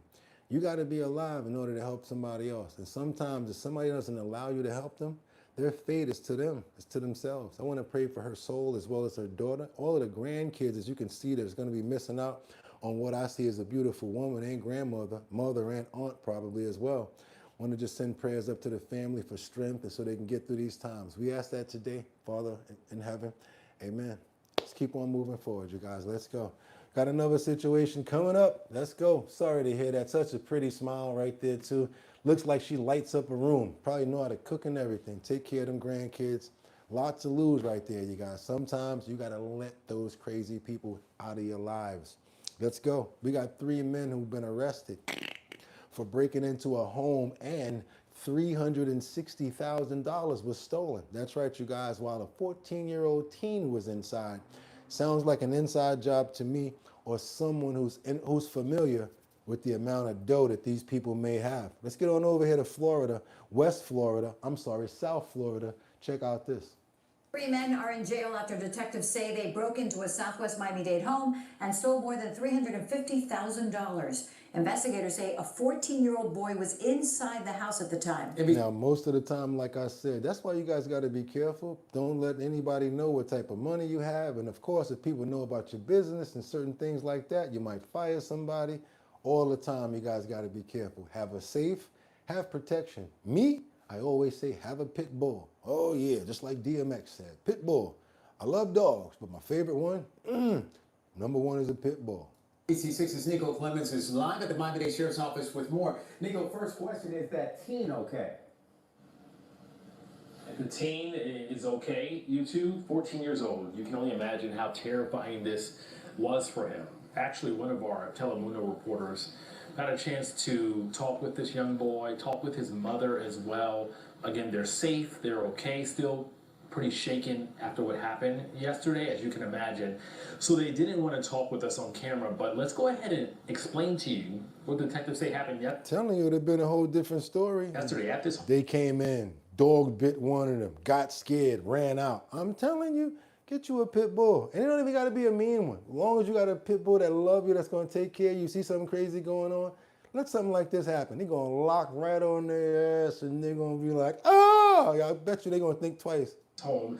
This is these are the three men detectives say drove to the home.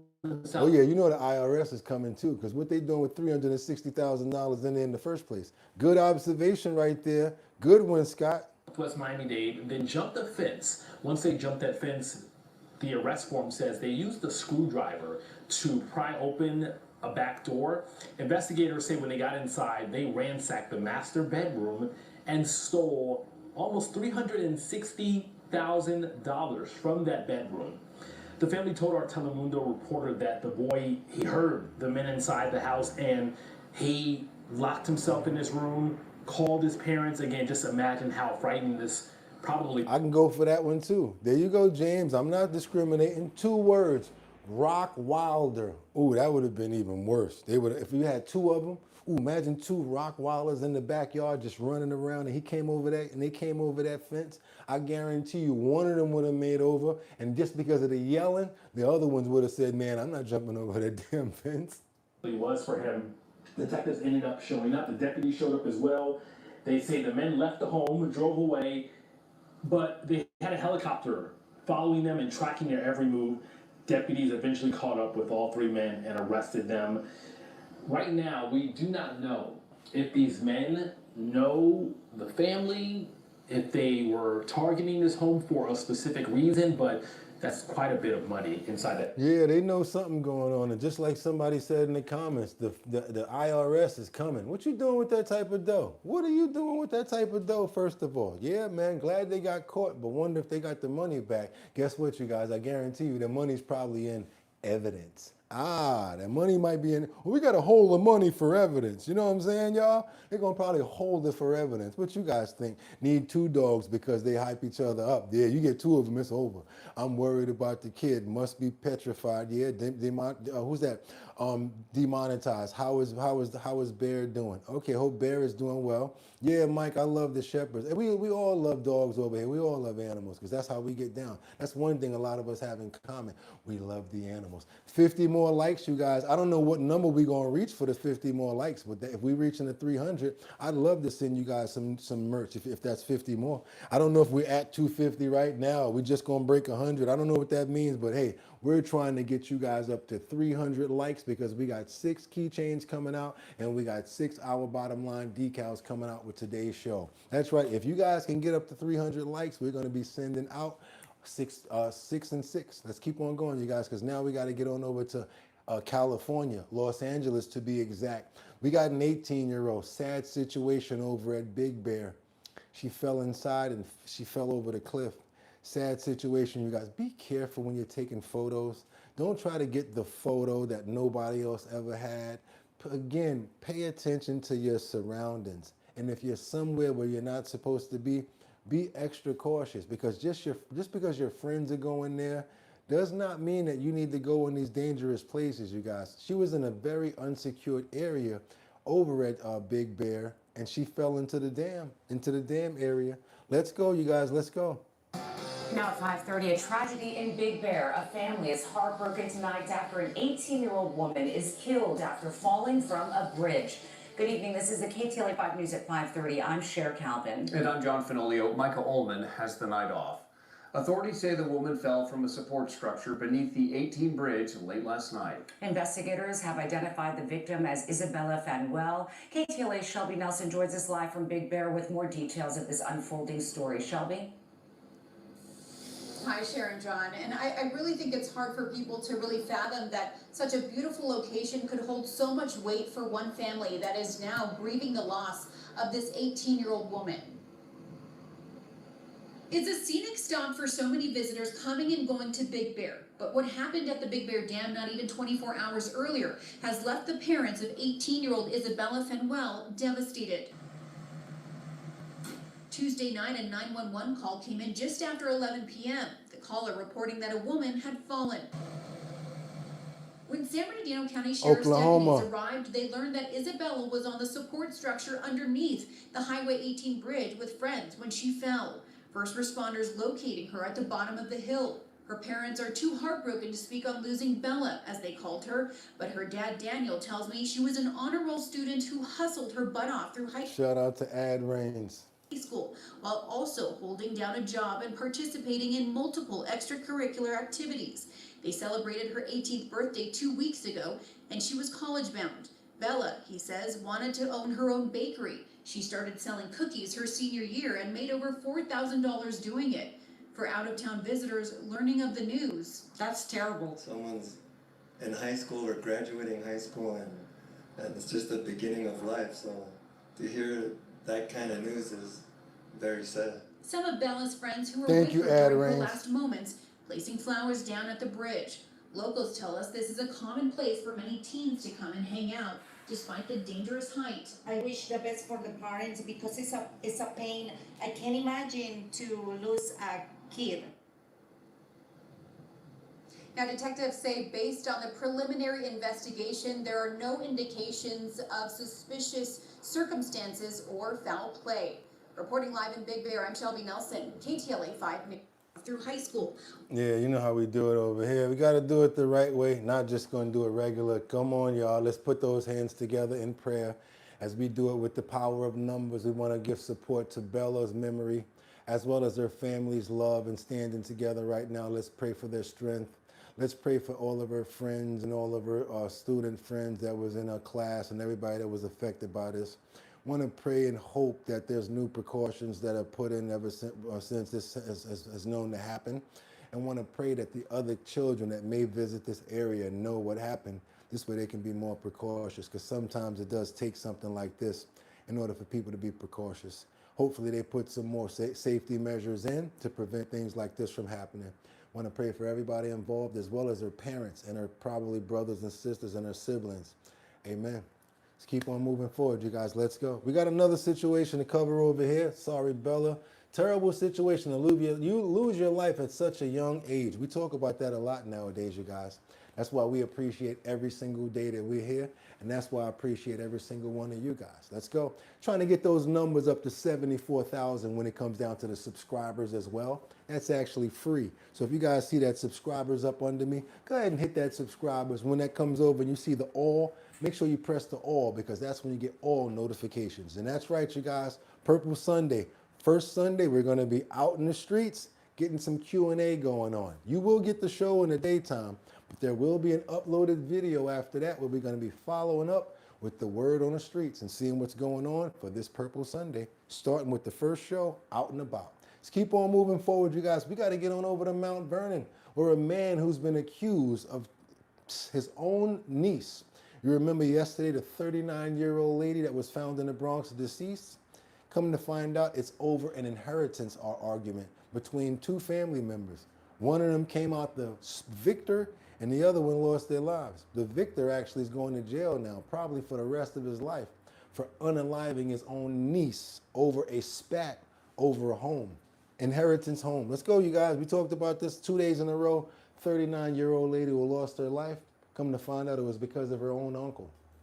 New details this morning in the deadly shooting of a woman who was sitting in her car in the Bronx. Police have arrested the victim's uncle and charged him with murder. Investigators believe 58-year-old Michael Foster killed his niece, 39-year-old Julia Anderson, as part of an ongoing family dispute over inheritance of a home. Anderson was gunned down on Murdoch Avenue in Wakefield on Monday night. The shooting happened just steps from the group home where Anderson worked with people who had disabilities. She had just gotten off of work. She had just gotten off of work, 39 years old, and her own uncle did this all over a spat over inheritance, a home. It's not even worth it, you guys. Now look, he not getting the home because he gonna be in jail. She's not getting it because she's no longer here. Now who wins? Want to pray for the niece. I'm not praying for him because that was real stupid. He gonna have to get it how he live or whatever. Period. I don't condone things like that. Want to pray for the family who's still around, and I want to pray for everybody who's affected by this tragedy. Got to be more to life than this, you guys. It's not even worth it. No beneficiary here. No one benefited out this situation. Only tragedy. Amen. Sad situation. Let's go. We got another one. Something about the Bahamas. We haven't even covered the beginning of this story, but it was so in depth that I had to catch up to it. There was an entire flight of band members that went out, and they were flying, of course. I had to make sure that this was actually up to date. Yep, let me see, 2 days ago. As you can see, she's very distraught right there because she was flying in a plane when it came down and the plane crashed. She's one of the only survivors in this crash. She wants to speak about her surviving band, about the band and how they went down and the terrible tragedy. Got to turn this up a little bit. Want you guys to see what's going on with this situation here. Let's go. Those are my 5 band members that I lost in the crash. Those were my people. They were the people that I talked to every day. They were the people that I communicated with every day. They were the people that I saw every week. They were the people that I talked to in the morning, in the night. They were my friends, my confidants. You know, after some time passed before he told me that they were getting ready to leave, I reached out and I asked him, so why not taking so long? What happened? And he said, the pilot is making me, he's upsetting me, like he's trying to find other people to fill the plane up. After we confirmed that it was them and there was no survivors, then everything just became real. Honestly. So I guess that's just like those buses. They try to more people on the plane, the more money they make. She wasn't actually on the plane, corrected. She was actually she found out what happened about not being on the plane. Her band members were on that plane, and the pilot was trying to find more people to fill up the plane to make more money. My whole reality is gone. I do music. Full time. This is the only thing that I do. I don't do anything else. I don't do anything else. I don't do anything else. I don't do anything else. My whole life was wrapped around these people. Bahamas, plane crash, island to island, plane crashed. One of the surviving band members that didn't go on this flight.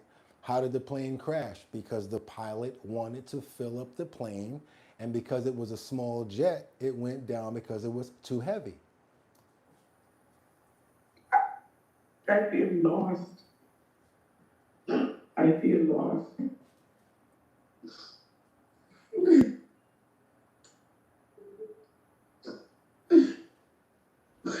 I wanted to come home. I still in disbelief. Yeah, you guys, situation in the Bahamas, island to island. Want to pray for these band members that are no longer here. Want to pray for the family members. And as you can see, many of their friends and their other band members that didn't take that flight and get on that small plane, that lost their lives. Kind of similar to like what they're saying about with Aaliyah. When they had it was too heavy, maybe too much luggage, maybe too much weight from the people that were on the plane. Pilot is looking at it like the more people, the more monetary he makes. Wrong way to be. Wrong way to be. We're not talking about a China bus. We're not talking about the bus on Merrick Avenue or something like that going up the street, sir. Talking about weight when it comes down to a flight. I'm going to pray for everybody who lost their lives and everyone who's suffering this tragedy right now. Let's keep on moving forward and double tap that screen to get those likes up, you guys. We got another warning coming out for you guys. A lot of medical things going on this week, this day. You might as well take part of today's entire episode as the health and wellness section. Got to be honest with you, because we got a new situation going on where the veterinarians are warning of a deadly cat virus. The problem is it's spreading beyond kittens, where it normally originated, to cats, and yes, now to human beings. Got to be very careful about these situations. And if you have your cats going in and out of the house, making these little missions, these may be the cats you want to pay attention to, you guys. Let's be careful and let's watch what's going on out there. Let's see what's going on with this report coming in. Veterinarians across South Florida are warning cat owners about. And again, if we can go ahead and get those likes up, that's right, to 300, we're going to be giving out some merch today. I'm going to keep on coming up trying to help you guys out because we love to get this merch out. I think we got enough people here to do it. All we got to do is get up to 300. I know we do. We got people not chiming in and that are actually not tapping, so we don't see those numbers. But guess what? We understand that you're still there. So go ahead and double tap that screen so we can get those likes up, because we'll be sending out 6 of our bottom line keychains as well as 6 of our bottom line decals. That's right, you guys, 12 pieces. All you got to do is email me at bridgethisllc@gmail.com. Once we reach that 300 mark, you guys got 12 pieces coming out. A highly contagious illness that's making cats very sick. The disease comes from the feline parvovirus. Our reporter Rachel Perry explains why experts say they have a dog virus called parvo, and of course they have a feline version of parvo. A lot of people call it parvo. Vaccinating your cat is more important than ever. A veterinarian here at Palm Beach County Animal Care and Control tells me what's especially concerning about this disease is they're now seeing adult cats getting sick. And in some cases, especially with kittens, the disease can cause sudden death. Feline panleukopenia, or FPV, is a highly contagious virus that typically impacts kittens. This year that has changed.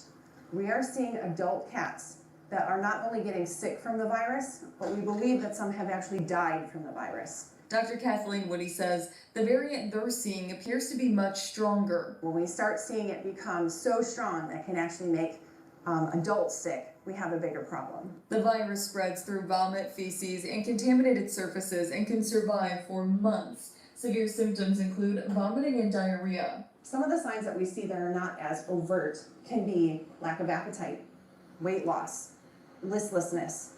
But when we start to see that severe sign of disease, we're very concerned. And sadly, it can be deadly. Sometimes the first clinical sign that we see is unexpected death.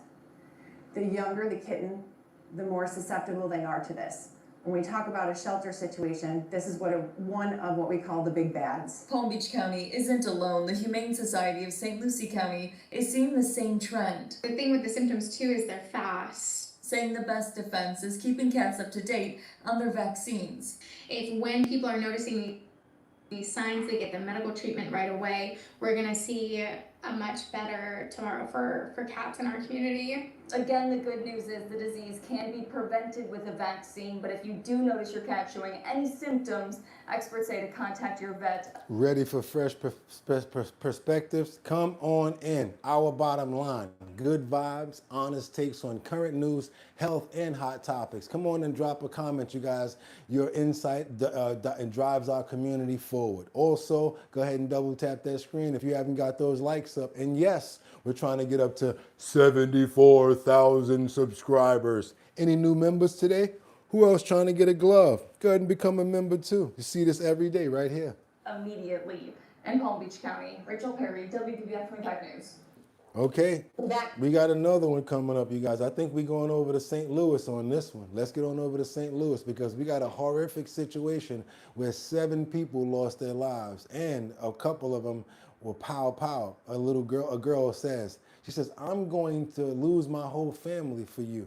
I guess it was something that happened when it came down to these illings. Let's get on over to St. Louis, you guys. It's happening all over. Let's keep on moving. Double tap that screen, get those likes up. We will be sending out merch at 300 pieces, at 300 likes. 16-year-old accused of 5 murders in East St. Louis will remain locked up after today's pretrial hearing that revealed horrific new details of the case. Authorities say the crimes stemmed from a lover's murder plot. 5 family members of a 15-year-old girl were killed. 2 Remember, we started showing you guys about this story yesterday, right? Let's get into it. others were shot, including her mother. Fox News' Chris Hayes is in studio, and you have the messages, Chris, that police shared between this boyfriend and girlfriend. Jasmine and Andy, from these reported Instagram messages detailing a hunt for family members to a severed thumb, prosecutors say was kept in a car's center console. This morning's pretrial detention hearing revealed much more. This is one of the most severe stories they ever reported. You guys heard about that severed thumb? Watch who it came from. About the murders allegedly committed by 2 teen lovers. Prosecutors say the first murder was between July 5th and July 7th here at Samuel Gomper's homes. Cherie May was the first killed, found in a storage tote behind a dumpster. Prosecutors say Cherie's son and mother then came to find out why they weren't hearing from her. That's when Devin May reportedly walked in, surprised the teen lovers, and was shot and killed. Prosecutors say the 15-year-old girl then went to get Grandma, Patricia May, who was waiting in a car outside and was lured inside so that J. Meyer Davis could jump out of a closet and shoot her. Prosecutors say Davis admitted cutting off Grandma's thumb and using it to access her iPhone to steal money. An Illinois State Police rep spoke out at a news conference after the hearing. This was tragic for both families. This is something that you don't normally deal with and see in this community. Dr. Anita Bazil is ISP's high-risk communities public safety coordinator who spoke out surrounded by community leaders. Come on, you guys. Come on, let's get those likes up so many more people can come around here and see this story. We want to get many more people over here to see what we got going on, as well as new reports from the health and wellness section. Come on, let's go. Let's get those likes up if you appreciate the show. Let's go ahead and double tap that screen. It's free to like the show. This is not time for blame. We have to heal. This is tragic for our community. As a native of East St. Louis, I know we can do it. Maybe we can learn from this. The level of alleged premeditation included Instagram messages read in court. Prosecutors said J. Meyer Davis wrote his girlfriend about shooting and stabbing a cousin, and that the teen girl answered, "I can do that. I love blood," and then also messaged, "Babe, I'm finna lose my whole family for you." Prosecutors say 4 family members were then shot at Jones Park. You see this nonsense right here? A depraved mind, somebody says, Vicenta. What else you got here? All for money. More loss of life is so bad. It's like the Bible says, the last days will be like Noah. Yeah, and what happened? 2 died and 2 survived, including the 15-year-old girl's mother, and who police say owned the gun that had been stolen to commit the murders. It came out in court that Mom reported her stolen gun to East St. Louis police, along with details of Instagram messages she said she saw between the 2 teen lovers, listing family members they intended to kill. Davis's defense said the truth will come out in trial, calling the killing self-defense and saying his client was hunted rather than being the hunter. The text messages, the Instagram messages, those are just so chilling. Yeah, you guys, we got to pray for all the family members in this one. Let's pray for the mother, the first one that lost her life. We got to pray for the son that walked in and saw that happened and they pow-powed him. And then the grandmother who was lured in, tricked, and severely, you guys heard the rest. I don't even want to bring that up again. When I hope and prayed, she said that she's going to lose her whole family for this. Let her lose her freedom as well, forever, both of them. That's what they deserve in this situation. Probably more. I don't even want to get into it. I want to pray for the souls of the family members that were lost. The family members that are still there, let's pray for strength, that they can keep on moving forward throughout this tragic time. We ask that today. Amen.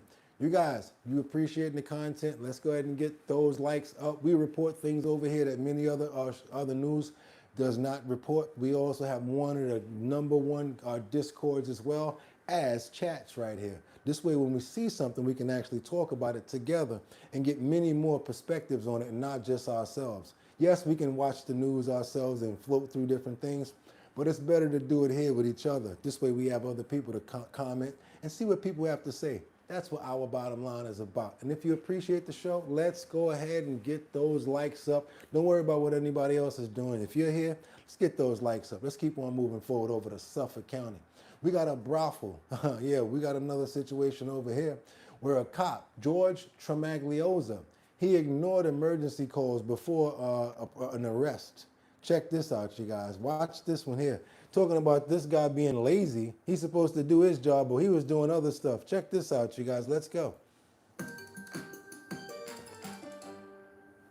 Newsday has uncovered new information about George Tremagliosi. He's the former Suffolk cop, now serving a 2-year prison sentence for managing a brothel while serving as a police officer. Managing a brothel while serving as a police officer. You heard it right. Don't clean out your ears. You heard it right the first time. Investigative reporter Jim Baumbach looked at public records. And Jim, what did you find? Yeah, so I found that Suffolk police actually started the process to fire Tremagliosi before his criminal case, and it had nothing to do with the allegations in the criminal case. It actually had to do with the fact that he really wasn't being a police officer. Instead of being a police officer, he was parking at the fire station, falling asleep, just hanging out at different fire stations. You would never see his car move because they could see the GPS of the police car. Anytime he's out there, he would just go park at a fire station. This guy. And were there any cases where there was an emergency call that he was slow to respond to? Yeah, that was what was interesting, is that basically he would spend his overnights at the fire departments. They knew this because of the GPS attached to his patrol car. They just saw that his patrol car was not leaving the West Islip Fire Department, the Central Islip Fire Department. Yes, Suffolk County. The Islip, Bayshore. But then emergency calls would come in for people with heart issues. There was at one point, there was a case where there was a developmentally disabled child who was missing in the middle of the night, and it took him an hour to respond. And when he responded, where he had to go to was just 3 minutes away from where the fire department where he was. So somebody literally had to keep calling him and waking him up. He probably was going to fire stations and falling asleep. So basically, the arbitrator found that he was just shirking, that was the word they used, shirking his responsibilities as a police officer. Eye-opening information. Thanks, Jim, for the update. So on top of that, he said, hey, I'm still getting paid. Might as well manage this brothel at the same time. Sure. Thank you. Yeah, y'all. So I guess, when you talk about a bad worker, I don't know. That was one of the worst workers ever. And I guess, one thing that you guys are not going to realize, guess what? I guarantee you he's going to get some sort of a severance package, some sort of pension. He may even get a retirement package. Don't think he won't. Might even go to the next county over and get a job at another precinct. How about that one, you guys? How about that? Let's go. Let's double tap that screen and get those likes. So we got to get on over to New York. And if I can make it there, I'll make it bum bum. Anywhere, it's up to you. New York, New York. We got a situation in Queens where flames engulf 3 homes in Woodhaven, Queens, you guys. It starts off at one house, and then just like any other flame, the way it does, moves on and it catches other people. Let's get on over here to Queens and see what happened with this situation, y'all. Let's get it. 3 families are without a place to stay tonight after flames engulfed their homes earlier this afternoon. Firefighters got the call just before 4 o'clock. The home on fire in Woodhaven, but the flames then quickly spread to both of the neighboring homes, and people who lived there needed to scramble just to get out. So just like any other time, you might be like, oh, how did you become homeless? What happened to you? When they say, oh, it happened because of a fire. It may not be because of the fire started at your house. It could be at 2 houses over, but because of that fire, many other people wound up burnt out and don't have nowhere to go. So when you think about people that get burnt out in different situations, you guys, you never know how it could have happened. Fortunately, everyone is okay tonight, but those terrified residents spoke with Eyewitness News reporter Lucy Yang. Thank you for the jewels, you guys. Thanks for the jewels. Thanks for all the love. Yes, we still accept super chats. Even though Big Boy takes the most of it, we'd appreciate it, you guys. Also, if you really want to show some love, wow, we're looking at Boogotti over here on Our Bottom Line. The show is doing pretty good there. Let me double tap that screen to get those likes up. That's all you really got to do. You see those little 3 dots in the corner there? Boop, boop, boop. That's all you got to do. Double tap that. It comes down. Hit that like button and send that up. Also, if you want to be nice, send over a Cash App. Double tap that screen. $Boogotti, Boogotti NYC. Again, $ Boogotti NYC over at Cash App. And if you guys get over that 300 hump, we got these keychains coming out to you this morning. 6 of these Our Bottom Line keychains, as well as 6 Our Bottom Line decals. Let's keep on going, you guys. Let's go. Let's keep on moving. Officials report what began at 8542 76th Street quickly spread to the homes on both sides for a total of... Hope you got insurance. Make sure that you're covered, you guys, because it could be the next door neighbor. And that's the worst thing to happen, when it's not even because of you that something happens because of your home. Please make sure you guys got insurance. 3 houses consumed by fire here in Woodhaven, Queens. Our newscopter 7 was above. Flames were really scary. 18-year-old Dayton Gissing was the only one inside her family home at the time. She rushed out, saw the fast-moving blaze, then went back in to rescue her dog. It was engulfed in flames and smoke. It was it was really bad. She was crying so much that I thought that maybe she was trapped in the fire. But that was scary part. Emergency calls came in Tuesday afternoon and quickly jumped to 3 alarms. As the fire chief explains, even if the blaze was contained to only one building, they would have still raised this to 3 alarms because of the extreme summer heat and the pressure it puts on firefighters wearing all that heavy gear. It's hot because you're steaming from the inside out. Always a question I want to know. How did it start, Peerless Poe? The same thing I want to know about this smog. I mean, all this smoke in the air right now. I want to know about all of this smoke in the air right now and all of these Canada wildfires and stuff. Did it happen from somebody that was cooking? Did it happen from the sun, or did somebody set these wildfires as well? Because I think that people that do stuff like that need to have very severe charges brought against them. I think that anyone that sets a wildfire, they need to get a minimum of 25 years to life, straight up. And you can only work efficiently for so long, so that's why we transmit the multiple alarms. We want to rotate people in and out quickly. The extra manpower allows for shorter shifts on the line, and I'm told once a firefighter is replaced, he does not go back. There's a recovery and rehab unit. They check in with them, and on a multiple alarm, their vitals are monitored, and they check to make sure they're good. The Red Cross also on the scene, not only to help with accommodations, but to make sure everyone had cold water. I don't think it has nothing to do with no cigarette out no window. I'm not going to give them no love like that. I don't think it has nothing to do with no throwing a cigarette out or nothing like that. This is probably intentional. I'm not going to give them that much props, especially from what I've seen. And I think we've actually had a chance to report it here. I will be going to pull video like that, as a matter of fact, because I like to be a man of my word. We saw in Los Angeles last year where those wildfires were being started, someone was on a bike with a little flamethrower and started the brush, just doing this, going distance as he was lighting this area on fire. Man, if I would have caught him, I'm talking about all kind of ass whipping. I'm talking about with the sticks and the brush that was around there. They need to be whooped until you're tired, straight up and down. Trying to, and a lot of homeless people do stuff like that. Like the same people that you see that are homeless, that eat food and throw it, whatever's right next to them, eat a bag of chips, throw it right there, soda right there, throw that on the floor. Because of course they don't care about their environment because it's right around them. And then you got the other people that are angry that they can't get certain things that other people have. And what do? They do things like this intentional. So yes, they need their asses whipped and they need to go to jail, straight up and down, for 25 years to life. I'm serious. I'm serious. You set a wildfire, 25 years, straight up and down, straight up. That's it. It's 25 years to life. What you got? Look at that. Oh, what we got? Weird enough. It's been cold. It's been cold here lately. That's because the sun is being blocked. Row houses connected. People are just malicious. Yeah, some of the people, I'm going to be honest with you and say some people with cigarettes or whatever like that, but I think it got more to do with it. What you got over here, Taniro? Seriously, D penalty, pay-per-view, funds, go to damages, the extra. Yeah, I see what you're saying. Go all the way with it. I hear what you're trying to say. Go all the way with it.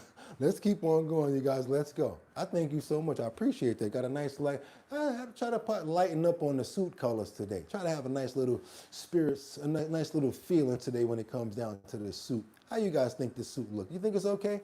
I hope you enjoy it because I wore it specifically for you today. Let's get on over to Providence, where they ramp up efforts to crack down on off-road vehicles. That's right, you guys. You guys see the vehicles popping up on the four-wheelers, and then you see the parties. You don't see it much in New York anymore. Why? Because they're taking all the off-road vehicles and they're crushing them. Not only that, but the damn gas price costs too much. Most of the time when people out here doing wheelies and riding around, they got a little bit of money to do that. Nowadays, when the gas prices are so up and you got to use 93, you don't see too many people out here wandering aimlessly just driving motorcycles and playing around anymore, huh? Damn gas price, huh? But this is what they're doing over at Providence. They're confiscating four-wheelers and shutting down these late-night parties, which is what a lot of other police officers need to do in order to try to get some of this crime down in the evening. It is working. That's what the police in Providence are saying about the recent crackdown on crime at Roger Williams Park. Eric Ritchie live in studio, and they even had the evidence on hand for the announcement that they made yesterday, Erica. They sure did, Pat. Here it is right here. These dirt bikes, these ATVs, they say these are the ones that have been seized as part of an ongoing crackdown in the city of Providence. Mayor Brett Smiley saying that since he has been in office, Providence police have seized over 300 ATVs and dirt bikes. But these vehicles... Now, I got to be honest with you. This used to be me when I was a teenager, when I was a kid. Oh, man, you kidding me? I used to love it. Dirt bikes, no license, all that. Crazy kid. So I get it. But it's just, you got to be real careful out there nowadays. First of all, they're going to confiscate your bike. Might as well get something street legal. They're not the only things that are jeopardizing safety in the capital city. The city has been ramping up its enforcements following residents' complaints about rowdy crowds, reckless behavior, and pop-up parties. On Monday of this week, we told you about one. In fact, 5 people were shot at a pop-up party on Harris Avenue just before 5 in the morning. So now this latest enforcement effort is honing in on Roger Williams Park, another hot spot for these large gatherings. There's going to be additional police patrols in the park, and what you see here, these new gates have been installed as well to close certain park roads to traffic after 9 p.m. when the park closes until 7 the next morning when it reopens. This is what we call prevention right here. I got to give it up to Providence. They're trying to do as much as they can to prevent. This don't work, try something else. Got to give them props. You don't see stuff like this going on in the city. You really don't. The goal is to try and cut down on the pop-up parties. It's not just the city of Providence. This is a nationwide summer trend about these pop-up parties. The major chiefs that I speak with having the same challenges, and the only thing that the police department can do is be proactive, stay focused on those hot spots, but also make sure that we work collaboratively with our community members. The reason why we want to get rid of those pop-up parties, because 9 times out of 10, all you need is one kid having beef with the other kid over there. Oh my God, I got beef with homeboy over there. Next thing you know, what happens? They pull out and don't care about who's around. Pow, pow, pow, pow, pow, pow, pow, pow. All the wrong people get caught up. So yeah, I'm all for it when it comes to those pop-up parties, because ain't nobody really there but teens, and they outnumber the police officers. Once they start really getting those things going on, they used to be where they would have like a flash mob and a couple of people show up. Now, thousands of teens show up. Parents don't got nothing to do with it, don't know where their kid is at or don't care, and they out there just acting up. And all they need is 2 kids to, oh, I got beef with him. I got beef with you. Whoever's in the middle, there you go. Bunch of casualties, you guys. So yeah, they need to shut it down. They need to shut it down. We used to have a lot of them fun, but in Allentown we used to have fun. I think there's an East Coast thing that they ride in gangs. That's the issue. Tearing up people's property as well. A lot of crimes are committed with these kids on the dirt bikes. Yes, stealing from other ones. Not only that, but let's say, for instance, if you got a street legal motorcycle, check this out. You're riding on your motorcycle, and a whole bunch of kids come around you, right? You know what they do? A lot of times you see another one on the guys on the back. You see 2 people riding on motorcycles sometimes, or a dirt bike. Let me tell you what you do. Sometimes you want to join those guys, because the main thing that we like to do as riders, we like to ride with somebody. So you see these little convoys started, you want to ride with them. Oh, let me go with them, because you know the police ain't gonna mess with us, because we riding like crazy and it's a bunch of us. So you get mixed up into this crowd, and you're legal. You're riding around with these guys now. Next thing you know, they stop to go to the gas station, because somebody needs to gas up, right? So they stop to go to the gas station. You pull over to go to the gas station as well. Guess what happens? Somebody jumps on your bike and they out of there. That's right, they're gonna steal your motorcycle. They don't know you like that. What are you doing riding around with 40, 50, or 30 other kids that you have no idea what you're doing riding around with? Left your keys in the car and in your motorcycle. Next thing you know, they're out of there. So now those two that was doubled up, now they got another stolen bike. Scratch off your serial number and they good. Now, yeah, that's how it happens. Don't be just riding with anybody. Be careful out there. Also, if you're riding with a whole bunch of people that's legit, I mean that's not legit, you're going to be getting all the tickets when they come through the traffic stops and all of the lights. Be careful and be smart. Let's keep on moving forward, you guys. Be on point. Let's go. Let's keep on going. We got more to do over here. Let's get on over to Armand Beach. I want you guys to understand something.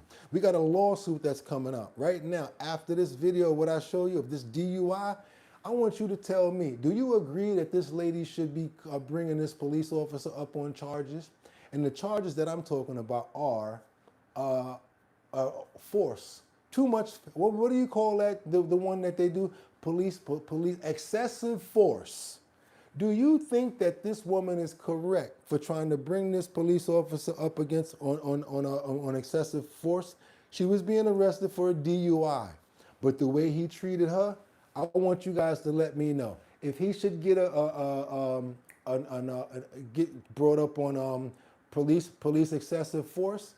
Give me thumbs up. If you guys think that it wasn't excessive force, give me a thumbs down. I'm a big boy, I can take it. Let me know what you guys think about this situation right here. Check this out. Got to open the screen first because it happens fast. Let me know if you think this was excessive force or not. A former Ormond Beach police officer already went to jail after this video shows him slamming a handcuffed woman right into the chair. You'll see it again. Well, now she is suing the city and him, claiming... Now, that right there, that move, you saw it clear as day, even though their backs were to you. Do you feel as if this was excessive force? Yes or no? Thank you so much, Lasso Kid. Thank you. That they knew he was a risk. West 2's Volusia County reporter Pamela Cohn walks us through the lawsuit.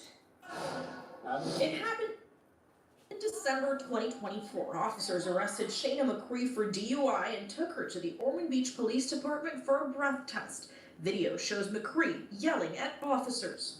You're pathetic, and you should be ashamed. You notice how she ain't had that big scar on her forehead when she came in there, right? Even when she's yelling at them, she don't got no scar on her forehead. Also, you should know how to maintain yourself when somebody's under the influence of alcohol. If you are a public servant, especially a police officer, you know better. Yourselves.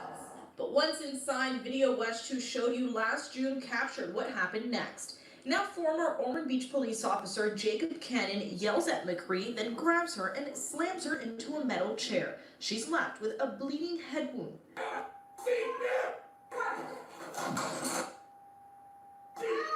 McCree now claims in a federal lawsuit that Cannon failed to get her medical care after she was injured and instead left her bleeding in a holding cell.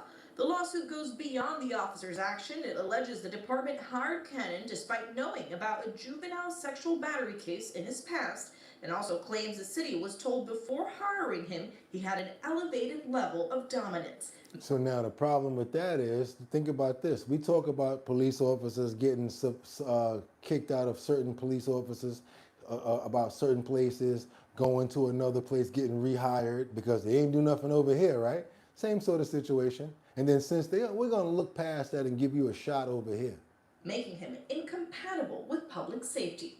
Because of that, the lawsuit claims Cannon required additional training and supervision in order to protect against the risk he posed towards the application of excessive force. The lawsuit argues the city's failure to provide that additional training and supervision led to what happened. How did he pass the psychiatric evaluation, says Audrey? Shouldn't be able to got a new job. Look at that, he got a new job probably now. He's probably got another job right now. Wait a minute, what we got over here? Peerless Post said it doesn't matter if you have DUI, you can't handle people like that. All of them are corrupted, I swear. The few good apples don't weigh the bad ones at this point. Let's go. Let's go. One of McCree's attorneys told Watch 2 in an email, the video speaks for itself. This type of behavior is unacceptable. When officers abuse their power and authority, it undermines confidence in the law enforcement profession and the safety of our communities. Ultimately, Cannon resigned and was later charged with felony battery. He pleaded no contest in the... She has absolutely no scar on her head before this happens, guys. case and was sentenced last year to See that? 6 months in the county jail. He has since been released. Covering Volusia County in Ormond Beach, Pamela Cohn, Watch 2 News. So now what he's going to do probably is go down a tier. He's going to go and be a security guard somewhere that will be able to let him still be a security guard with the police training that he has. Probably going to take much less money, but I guarantee you he's going to probably try to be a security guard. You guys, that's why we got to find out these people's history before they come work for you, before they go anywhere. We need to. I want to pray for her. I don't care about whatever she was arrested for. That's between her and the judicial system, period. Nothing to do with that officer. And if you can't handle pressure as a police officer that's dealing with people every single day, different attitudes, you definitely don't need to be in the field. I want to pray for her as well, and I hope she gets as much as she deserves, as well as throw the case out at this point. Whatever she was locked up for, throw it out and get him out of there. And we pray that he's not able to go anywhere else and do any damage like this, or officers like this are able to get caught before they be able to get jobs like this. It's a hard ask, but we ask. Amen. Let's keep on going, you guys. I don't know if you guys are trying to do it, but let's go ahead and get those likes up, because if we can get up to 300 today, we got merch coming out. That's right. We got that merch coming out. We got 6 pieces of the Our Bottom Line keychains coming out to 6 special people, and we've got 6 of the Our Bottom Line decals coming out. That's right, 12 pieces. All you got to do is make it up to 300 likes today. So if you have not hit that like, what are you waiting for? Hit those 3 dots, boop, hit the like and let it go up and let more people know about what we're doing over here. Also, if you have not subscribed, what are you waiting for? And how are you going to get the merch? You're going to email me an address. I don't care if it's work. I don't care if it's the corner store. Email me an address where you want your merch to go to. I'm going to send it over to bridgethisllc@gmail.com. That's bridge, like the Brooklyn Bridge, this llc@gmail.com. And again, if you guys are feeling donationable, if you want to look out for the show, help us pay some bills, Cash App BOOGOTTINYC. That's BOOGOTTINYC. Get back to work. That was enough of the commercials, because guess what's here and what time it is? It's time for the health and wellness section.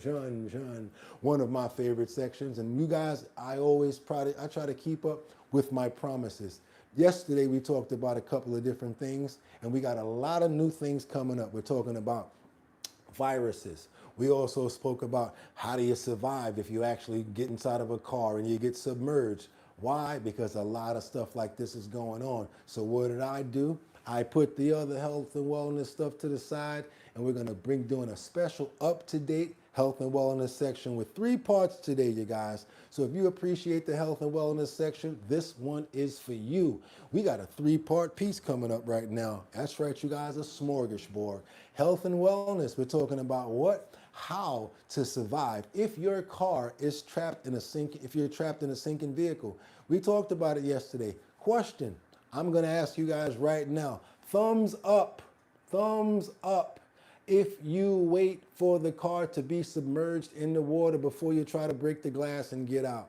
Do you wait for the car to be submerged in water before you try to get out or break those windows?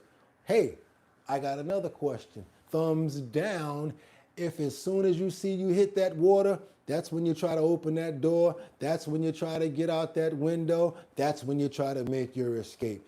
Do you wait until you get submerged with the thumbs up, or thumbs down? Do you do it as soon as you hit the water, you guys? We got a lot of people over here. Peerless says you wait, you wait. G-Man says no, you don't wait. What else we got? I'm going thumbs up and thumbs down only. Okay, Amanda says you wait. And then Jolena says you don't wait. Sam Champion says you don't wait. You put the seat belt down. You put your thumb down. Mary Tanner says you don't wait. You get up out of there as soon as possible. Jolena, thumbs down. Angels Among Us says you wait until it fills up. Audrey says you don't wait until it fills up with water. Mike says you'll wait until it fills up. Big Zip says you break that glass before. Sam Champion says you break it fast as soon as you can. Okay, here we go. What do you guys think? I want to know. What are you guys going to do? What are you going to do? How about taking that seatbelt and breaking that glass? Let's get into it, you guys. Let's find out the right way to do this. Americans on alert for severe weather. A new warning. Every year, an average of 300 people drown in their cars, and authorities are now offering a different piece of advice. ABC's Matt Gutman behind the wheel testing the two questions. Do you wait or do you not wait? Also, you guys, if you appreciate the health and wellness section every single day of us going and researching this content for you, let's double tap that screen and get those likes up. Become a member. Come on now, let's go. New way to escape. In a crash like this, we're engineered to react with a single emotion. Terror. But this isn't an accident. We're learning how to survive an emergency from the Indiana State Police. Basically what I'm trying to do is create the stop, drop, and roll for the 21st century. You are about to find out if you were correct. I think everybody needs to pick one. Pick one, this way you know if you're right. If not, you're gonna learn. If you think that you should wait till you're submerged, thumbs up. If you break that glass as soon as possible, thumbs down. Go for it. Seatbelts, windows, children out there. The old way of thinking was that the only way to survive was letting the car fill with water before opening the door. Not anymore. Unless you want that to be your final resting place. Unless you want that to be your final resting place is what he says if you wait for it to fill up. Why is he saying that? You get out while the car is on the surface. I'm picking as soon as it's on the surface, I'm going to break the window. I'm going to grab my seat belt. I'm going to use the metal from the seat belt, and I'm going to break that window, and I'm getting out. That's what I'm going to do. I'm not waiting for it to fill up. I'm scared. I ain't going to be in there waiting, talking about and trying to break a window when I have less pressure and strength to do it. You can't punch strong when you're punching in water. You can punch strong right before that water comes in. Let's go. Car with us, a baby CPR doll in the back seat, divers in the water, and one in the car for our safety. All right, it's go time. Anyone who got it right, God bless you. Anyone who didn't, I want you to know how to do it. That's what we do this for. This is the health and wellness section. Water is flooding in. Try the door now, see if you can open it. Time ticking faster now. My pulse quickens. Always keep a sharp object or window punching tool, like the one I'm using, in the car. And never use your phone until you're out of the car. If you touch your cell phone, you're probably going to die. If you touch your cell phone, you're probably going to die. Never use your cell phone. That second or two that you're grabbing for the phone, water's coming in.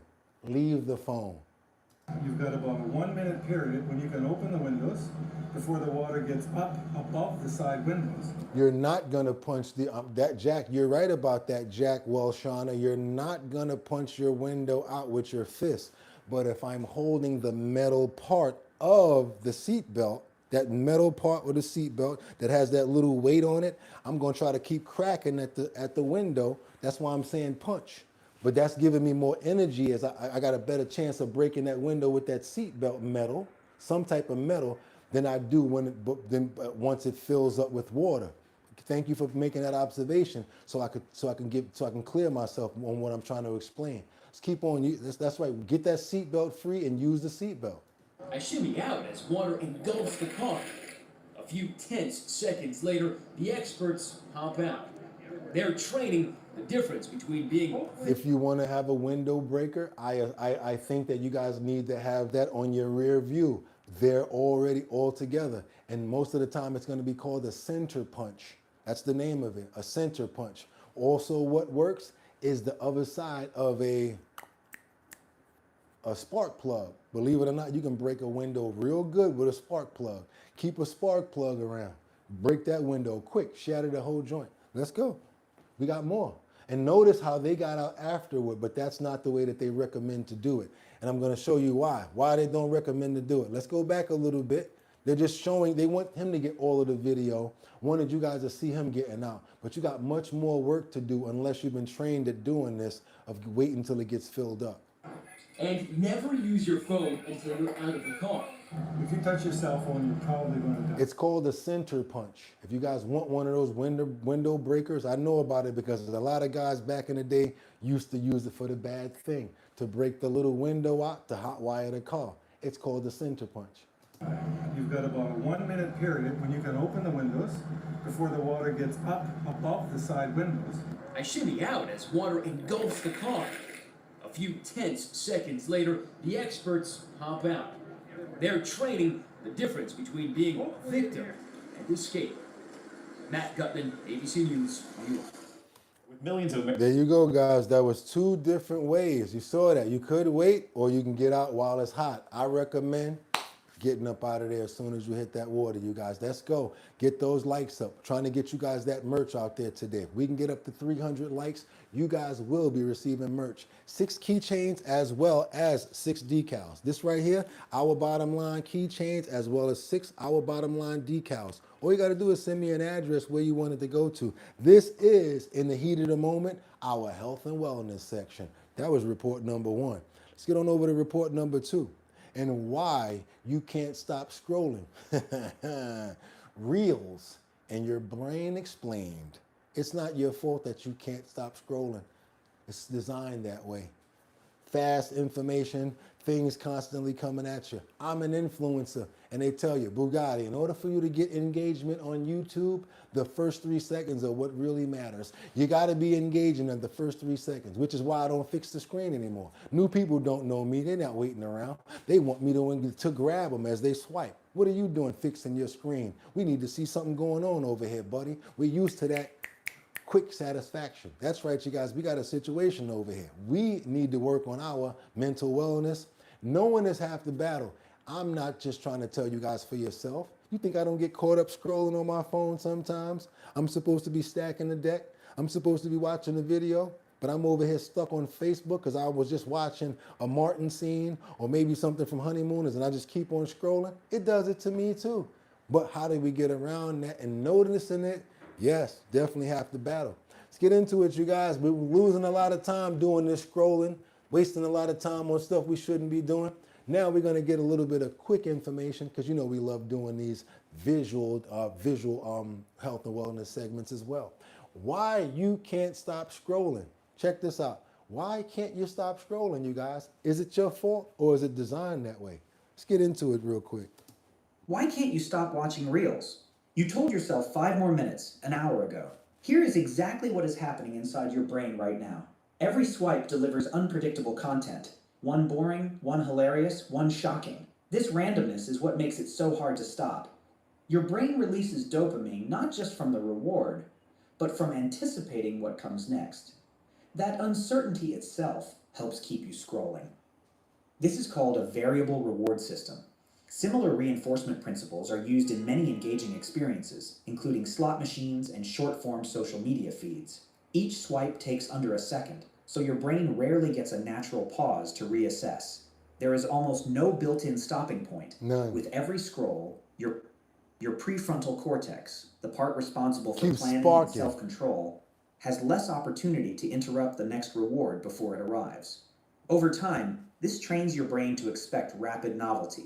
Slower activities like reading can start to feel less stimulating by comparison. Short videos often compress humor, surprise, beauty, or shock into seconds.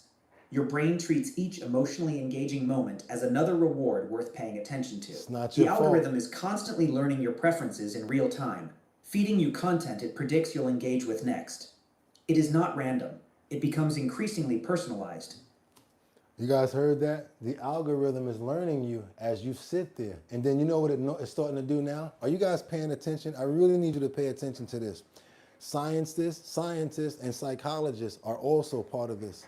Have you noticed that when you keep yourself watching something and you're on something, let's say on Facebook or on Instagram, there's a little box that pops up now. It says interested or not interested. That's an even deeper way of them to get more engagement from you, because once you hit that, it lets them know, let's keep on sending more content like this to him or her, and let's keep on giving them more of this right here in many different forms. Honeymooners, join the fan club. Honeymooners, do you want to see this episode? Whatever it is that you already click on, they're going to keep on feeding it to you. I'm just giving you one example. They're feeding into it and they're learning you guys, and after a while, that's how they get money. The longer you watch and you engage, that's how these platforms make money. Let's keep going. This is why time seems to disappear. Research on highly engaging digital platforms shows people often underestimate how long they spend scrolling. None of this means you lack willpower. These platforms are intentionally designed using behavioral science to maximize engagement. And they intentionally designed to maximize engagement. They keep on giving you what you like. And once you say you like that 2 or 3 times, they're gonna keep on banging you with stuff just like that. Oh, people that like this also like this. And they're gonna start sending that your way too. Making self-control more challenging. Follow body protocols. What's up, Even Awareness King? is your first defense. Hey, Everton King, if you want me to say what's up, maybe you go ahead and put a little bit on it. It only costs 99 cents to light yourself up or give a glove. It ain't expensive. I can't see everybody, but I pray for everybody over here. See, I say hi to you for free right now because you're trying to call me out. But honestly, if you're really trying to really make yourself known, I ain't trying to say nothing but 99 cents on the super chat. It lights your names up. Whatever I get to say that. There's hundreds of people here sometimes. Can't say everybody, and I can't notice everybody. And plus, if I'm so busy calling you guys out, I'm missing the show and giving you guys good content. You feel me? From someone that don't even have a glove. Look how much content you got, how much response you got. I hope you're happy now. Let's keep on going. Once you understand how endless scrolling captures your attention, it becomes easier to set limits before the next swipe pulls you back. Why can't you stop watching Reels? You told yourself 5 more minutes. Yeah, why can't you stop? It's not your fault, it's not my fault. They designed it that way, you guys, but we are caught up in the matrix. I'm in it right now. And I don't scroll away from me, but look at where you're watching me at. I'm in the matrix right now. You guys are out there watching me. And I gotta keep on being engaged for you guys to wanna stay. See how that go? But luckily, we are friends and we family around here, and you guys are actually getting something from the show, whether it's politics, trending topics, current events, or when it comes down to health and wellness, you actually get something from this show. How do I know? Because I get something from it. I've got to learn it first in order to tell you guys about it. If it don't get past me, it won't even get to you guys. If it's not interesting, don't make sense, I'm not going to even let you hear it because it's a waste of time. And I appreciate people's time too much. So much that we talked about something else yesterday. We didn't cover this at all, not one time. Yo, Boogotti, how you keep on talking about that and we don't even cover it? That's right. Last from our health and wellness segment this morning, we got to get into this thing about this bagels, about the pizza, all of this potassium bromide. That's right, you guys, because what it does is it puts that crust, it puts that certain flair inside of our breads and our foods, even though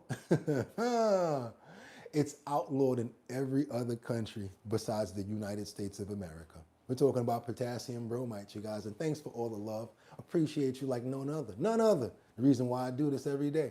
Potassium bromide, the secret ingredient that is making Americans sick. Let's get into it, you guys. Let's double tap that screen because you know what? They say that you're only 84 likes. So I would hate to end this show, and it's about to be over. I'm not even going to lie to you guys. I'm not going to lie. About to be over real soon. I'm trying to get you guys up. So if you've been waiting, I don't know how long you think this show is, but it's time to go ahead and double tap that screen if you guys are going to go ahead and get that merch. 6 pieces of our bottom line keychains coming out and 6 decals coming out. Let's go ahead and do what we do, you guys. All you got to do is get up to 300 likes. Let's go. See what's going on with this potassium bromide as we continue with our health and wellness section, you guys. This is the secret ingredient that is making Americans sick that we need and we deserve to know about. What is it and what does it do?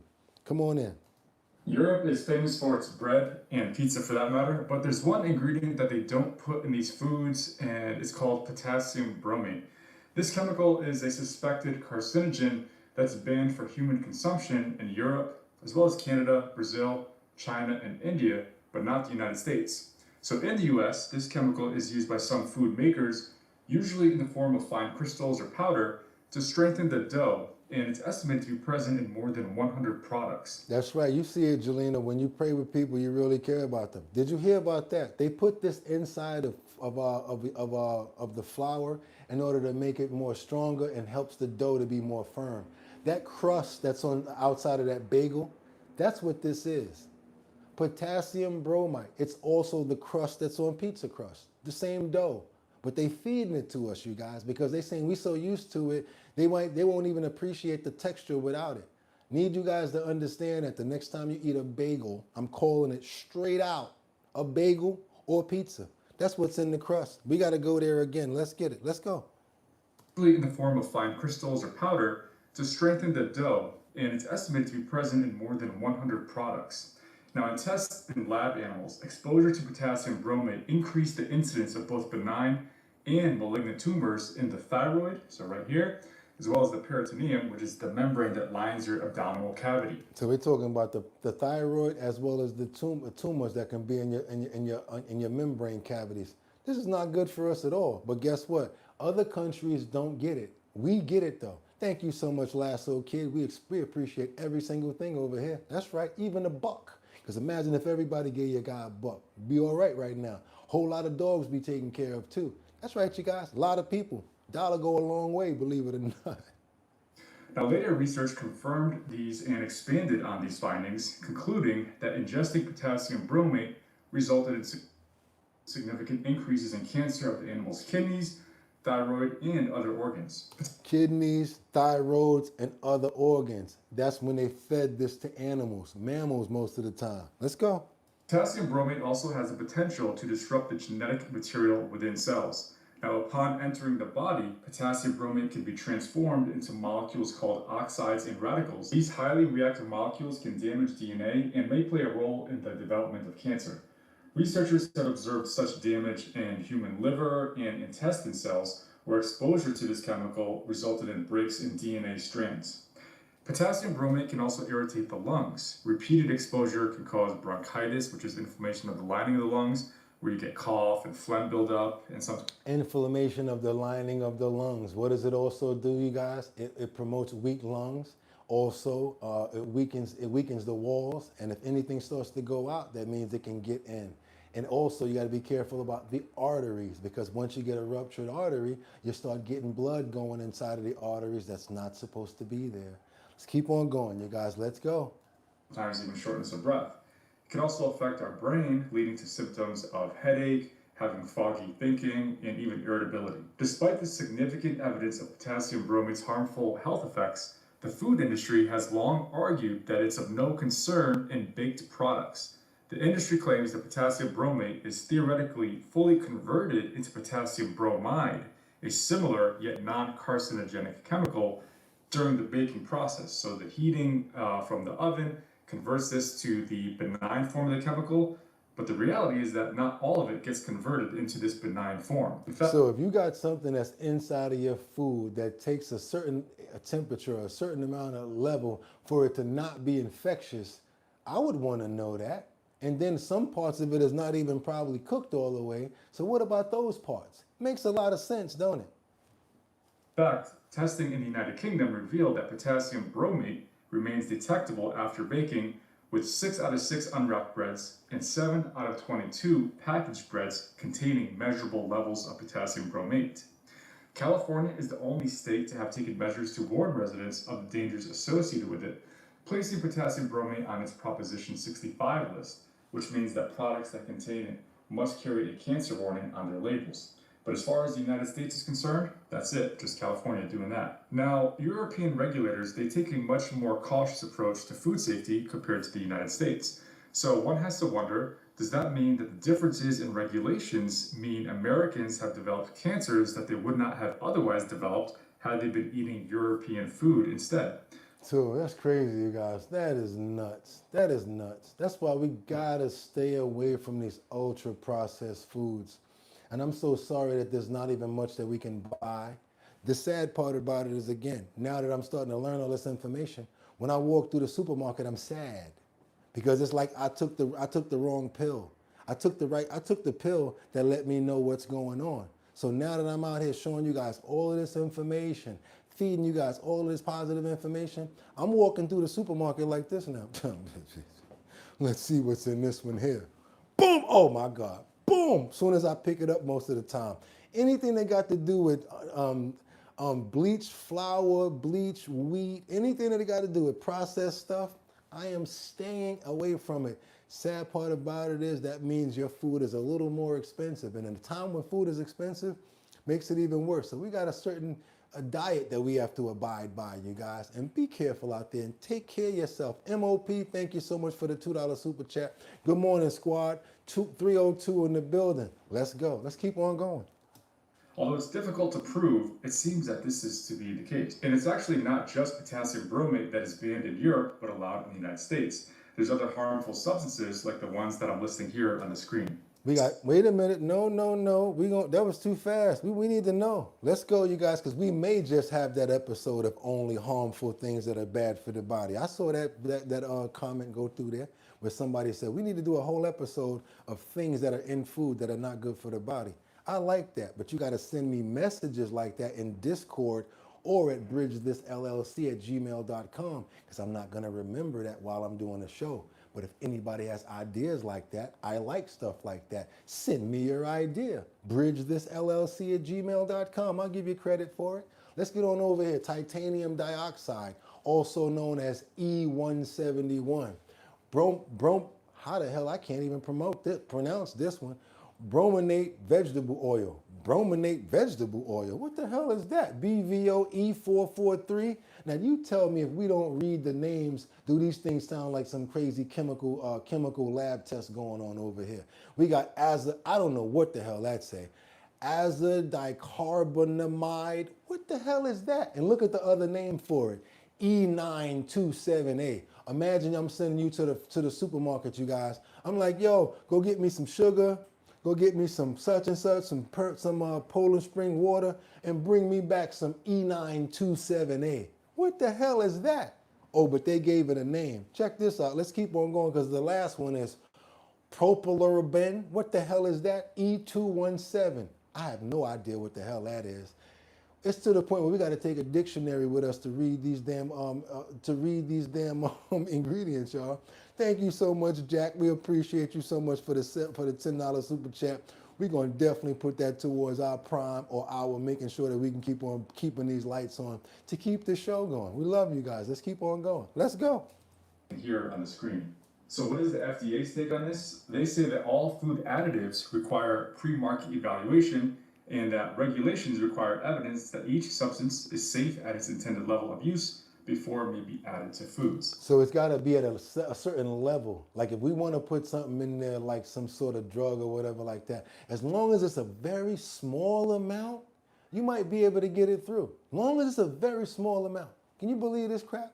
Once that approval happens, so in other words, post-approval, scientists at the FDA, they continue to review relevant new information to determine whether there are safety questions. Then when they get banned, they rename them. There you go. And whether the use of such substances is no longer safe. The FDA is on record for saying that when used properly, potassium bromate converts into a harmless substance during food production, specifically during the baking process. Again, I like that. When somebody dropping bombs and don't even have a real account. Natural does not mean natural or healthy. It could be the natural flavor. It could be the natural style. It could be the natural fruit that we put inside of all of this stuff here. That's right, you guys. Also, y'all be out there talking about this has electrolytes. A cap full inside of 7 gallons. That's right. That's all they need to put in there. Got a whole vat of water. All I got to do is walk up with a cap full of electrolytes. Drop it inside that vat of water. This water has electrolytes. You guys get what I'm saying over here? As long as it's got a little bit of matter, as long as it's got a little bit, it's okay to go in there. But like I said earlier, it's well known that not all that potassium bromate used in any given recipe will convert during the baking process to potassium bromide. And so the FDA has even acknowledged this. In the United States, the FDA allows the use of potassium bromate as a food additive, but any food containing potassium bromate must be labeled as such. However, many bakers and food manufacturers have actually voluntarily stopped using this chemical in their products due to the concerns about its potential health risks.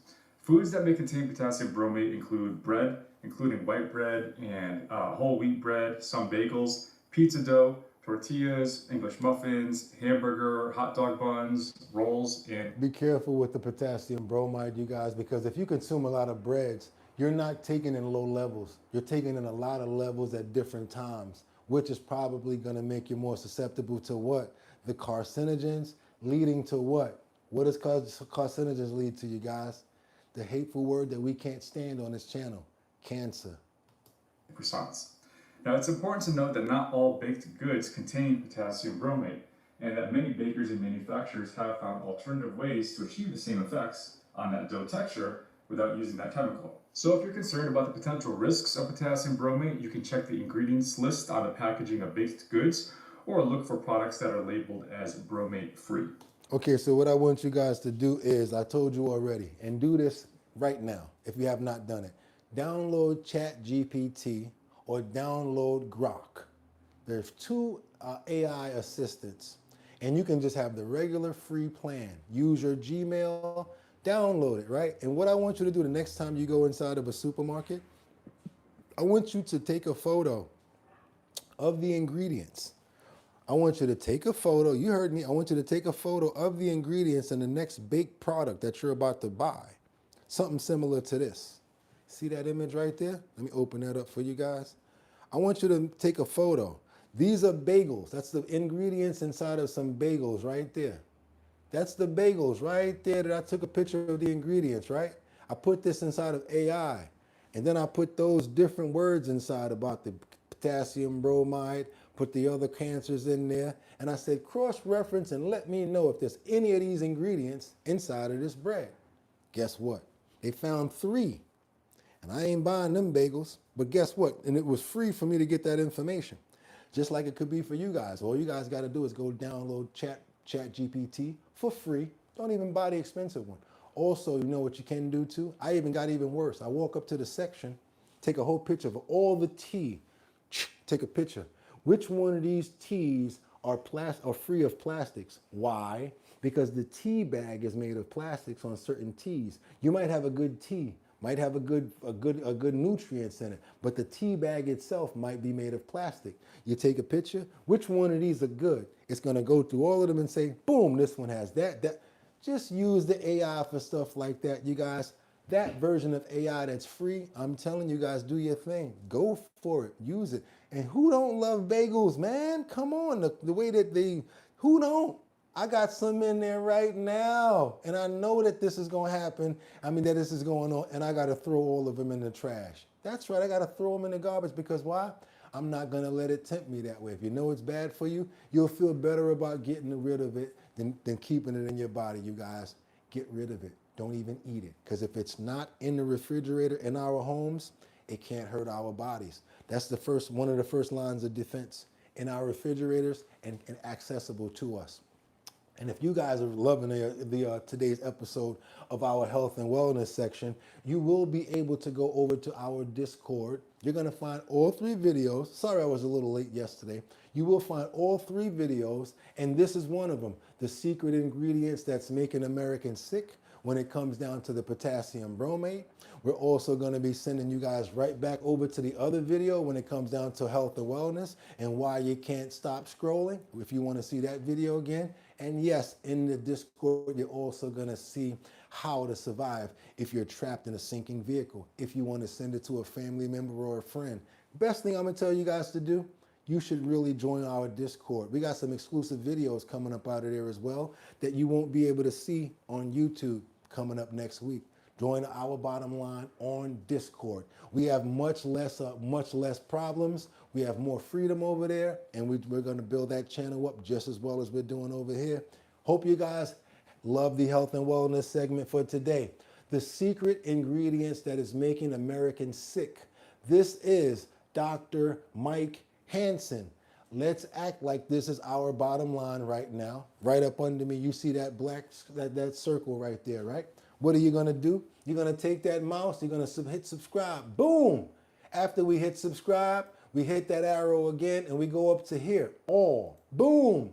That means that anytime Dr. Mike Hansen puts up a video, I'm gonna get notified. And hopefully I'll be able to bring more videos to you guys from the doc. And again, this will be copy pasted and available in our health and wellness section, you guys. And I hope that you had a great day when it comes down to our health and wellness, because that was the segment for us today. Now, you know we don't leave on accords like that. We love to make sure that you guys got our animals and something beautiful as the last thing that you see before we leave up out of here. Let's get on into it, you guys. Right now, she had lost all hope when a kind-hearted couple stepped in to help her. We're talking about a goat who got caught inside of a barbed wire fence, and it looked as if she was there for hours. Luckily, a couple came by and took the time to cut her out the entire barbed wire fence. I love stuff like this, and I like people that have compassion and don't just keep on walking. I don't know why this always seems to happen to me. So I'm out for a walk with the dog, and all she was wanted to be is done. And I have. She had almost given up. She's stuck inside the barbed wire, can't move. It's probably so painful, she just doesn't even want to move anymore, and she's given up.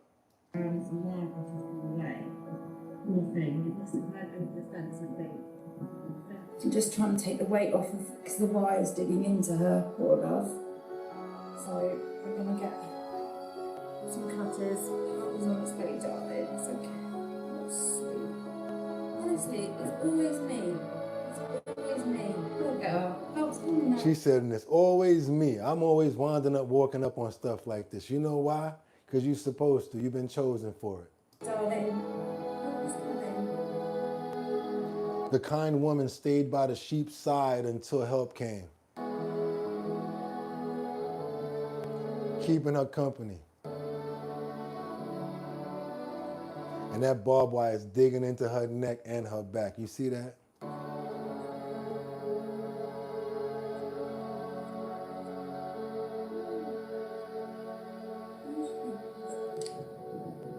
This is my favorite part. It's next injured.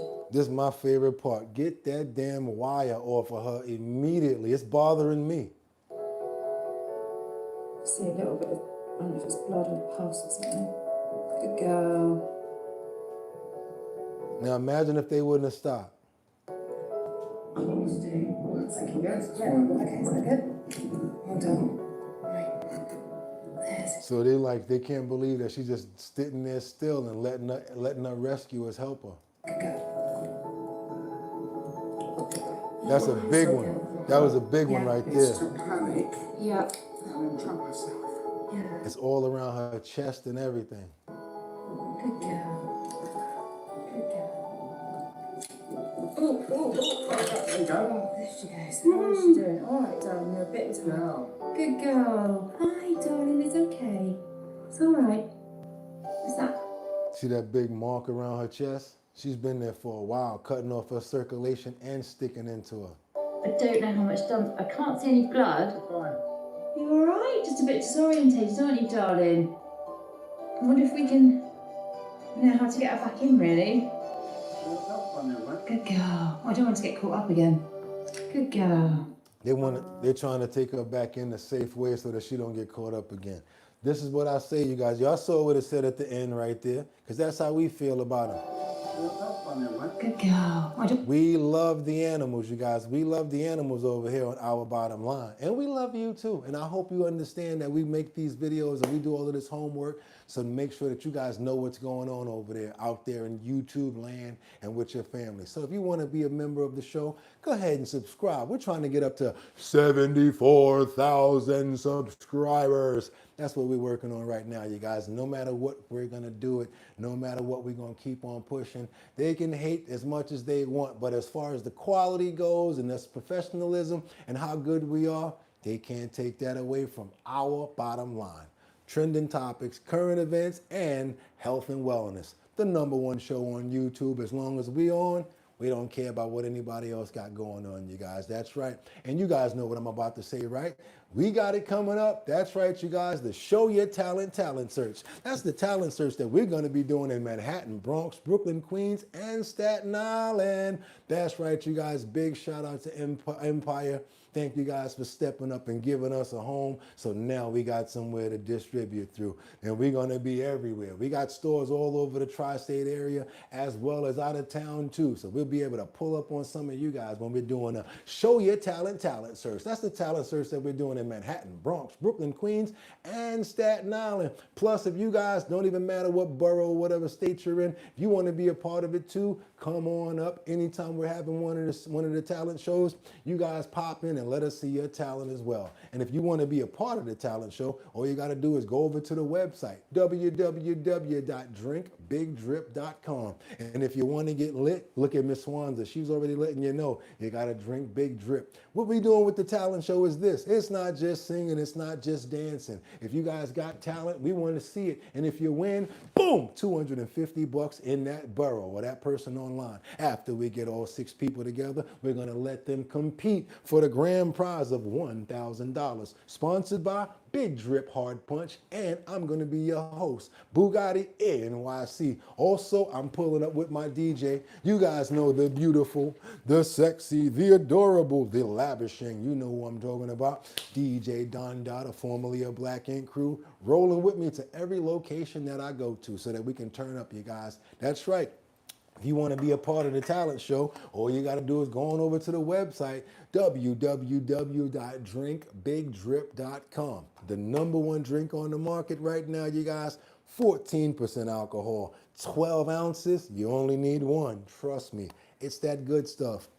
A mix of raspberry, grape, and lemon with no bubbles. You know we don't want them bubbles. The bubbles get in the way. We want nothing but smooth sailing tonight. So we got a different sort of a drink that we made when it comes down to Big Drip. Want to be a part of the family? Go on over to www.drinkbigdrip.com. Put your email address in the email page on the website. We're going to keep you updated on where we're going to be at. We just locked those locations in, and we're happy about that. Goes to show you guys, when you have a dream, never give up on it and keep on pushing. What are we about to do right now? Y'all know I want to see those names because we got to get those prayers in the air for Friday. Boom, boom, just got paid. Boom, boom, Friday night. Boom, boom, send Boogotti cash apps. Feel all right. I'm just kidding, you guys. Come on in here so we could get those prayers in the air. I want to make sure that we covered it before we get out of here this morning to go to work, before we get out into the field. I want the Lord to know that we love him. I want him to know that we appreciate every single day that we get to come over here and be together, because that's the first thing that we got to do. Be thankful to wake up. Everything else is a plus, even the problems. Because guess what? If you didn't wake up this morning, you wouldn't be able to complain about that problem that you're complaining about. How about we look at life like that? We pray and we be thankful to the Lord for waking up and then for dealing with whatever we got to deal with later. How about that? We want to pray for Sam Champion. We want to pray for liberty and justice. We want to pray for health. We want to pray for love and respect. We want to pray for happiness, and we want to pray for protection and security. Let's pray for our family members, Queen Shah as well. Can't forget about Amanda. Can't forget about Liberty and Sam. Angels among us, we always pray for you every single day. That's right, you guys. Jelena as well. Guy and Elsa, Miss Keisha. Can't forget about XX, whoever you are. Thank you so much, Queen Shay. Can't forget about Sam Champion, Amanda. Can't forget about Jelena, Liberty and Justice, Guy and Elsa. Beyond Ether, Miss Keisha as well. Mark Dorfman, Winter Rising, Jeffrey Spilker, Sam Champion, Liberty and Justice, Casey Ramos. Can't forget about Terry. Also, we can't forget about Justin, Miss Swanza, Miss Jackson, Miss John, Miss Keisha. Can't forget about you guys as well. King Fire. Can't forget about you, Lori. I see Jay Island in the building. Want to pray for you as well, Amir. Can't forget about MOP 85. Also, Mega Dub, Mary Tanner. There we go, Mike. Got to show you massive love. Guy and Elsa. Tumble. I see you in the building. Tumble and dance. Okay, I see you. Can't forget about Angels Among Us. We already got you in there. Luigi as well. 55 Coffee House, Lisa Roy. You know we got to show you massive love. I know how we do it. That's how we do it today. Want you guys to have a fantastic and a safe Friday. Mary, Guy, and Elsa, as well as Jolena. And we'll be right back here tomorrow for trending topics, current events, and much, much more. So who we praying for as well? Boogotti NYC. Praying for me too, you guys. Y'all already know what it is, because y'all could have went anywhere. But the fact of the matter that you came here to chill with me, I appreciate you. So if you want to have fun and laugh, tomorrow's the day to do it, especially on Saturday. That's when we start doing a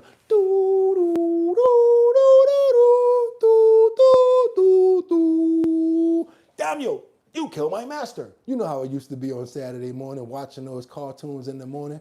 We make sure that Saturday is always turned up so that you guys can be engaged. I ain't telling you to go get a big bowl of cereal, but if you're feeling that way, hell with it, why not, you guys? Shout out to everybody in the building, all of our new members. Thank you guys for showing massive love, and we hope that you guys got a lot out of today's health and wellness section. If you want to send in ideas or videos for the health and wellness section, that's going to be bridgethisllc@gmail.com. I do go check those numbers. If we astronomically find a way to get to 300 likes, I will be sending out those 6 and 6 pieces. So yes, that's your last chance right here. You want to send the Cash App? That's Boogotti NYC, BOOGOTTI NYC. If you want some free merch, try to go ahead and hit those likes and get up to 300 right now. We're going to be sending out 6 pieces and 6 pieces of our decal. So whoever's looking and whoever didn't tap already, go ahead and tap it up for the fam. Show massive love. And if they don't make it today, we're going to roll it over right for tomorrow, because that's how we do it around here, you guys. How do we say it every day? Y'all could have went anyway. But the fact of the matter that you came here to chill with me on Friday, I appreciate you. So tomorrow, 6 o'clock, right back here again. See you guys in the morning. Get 'em!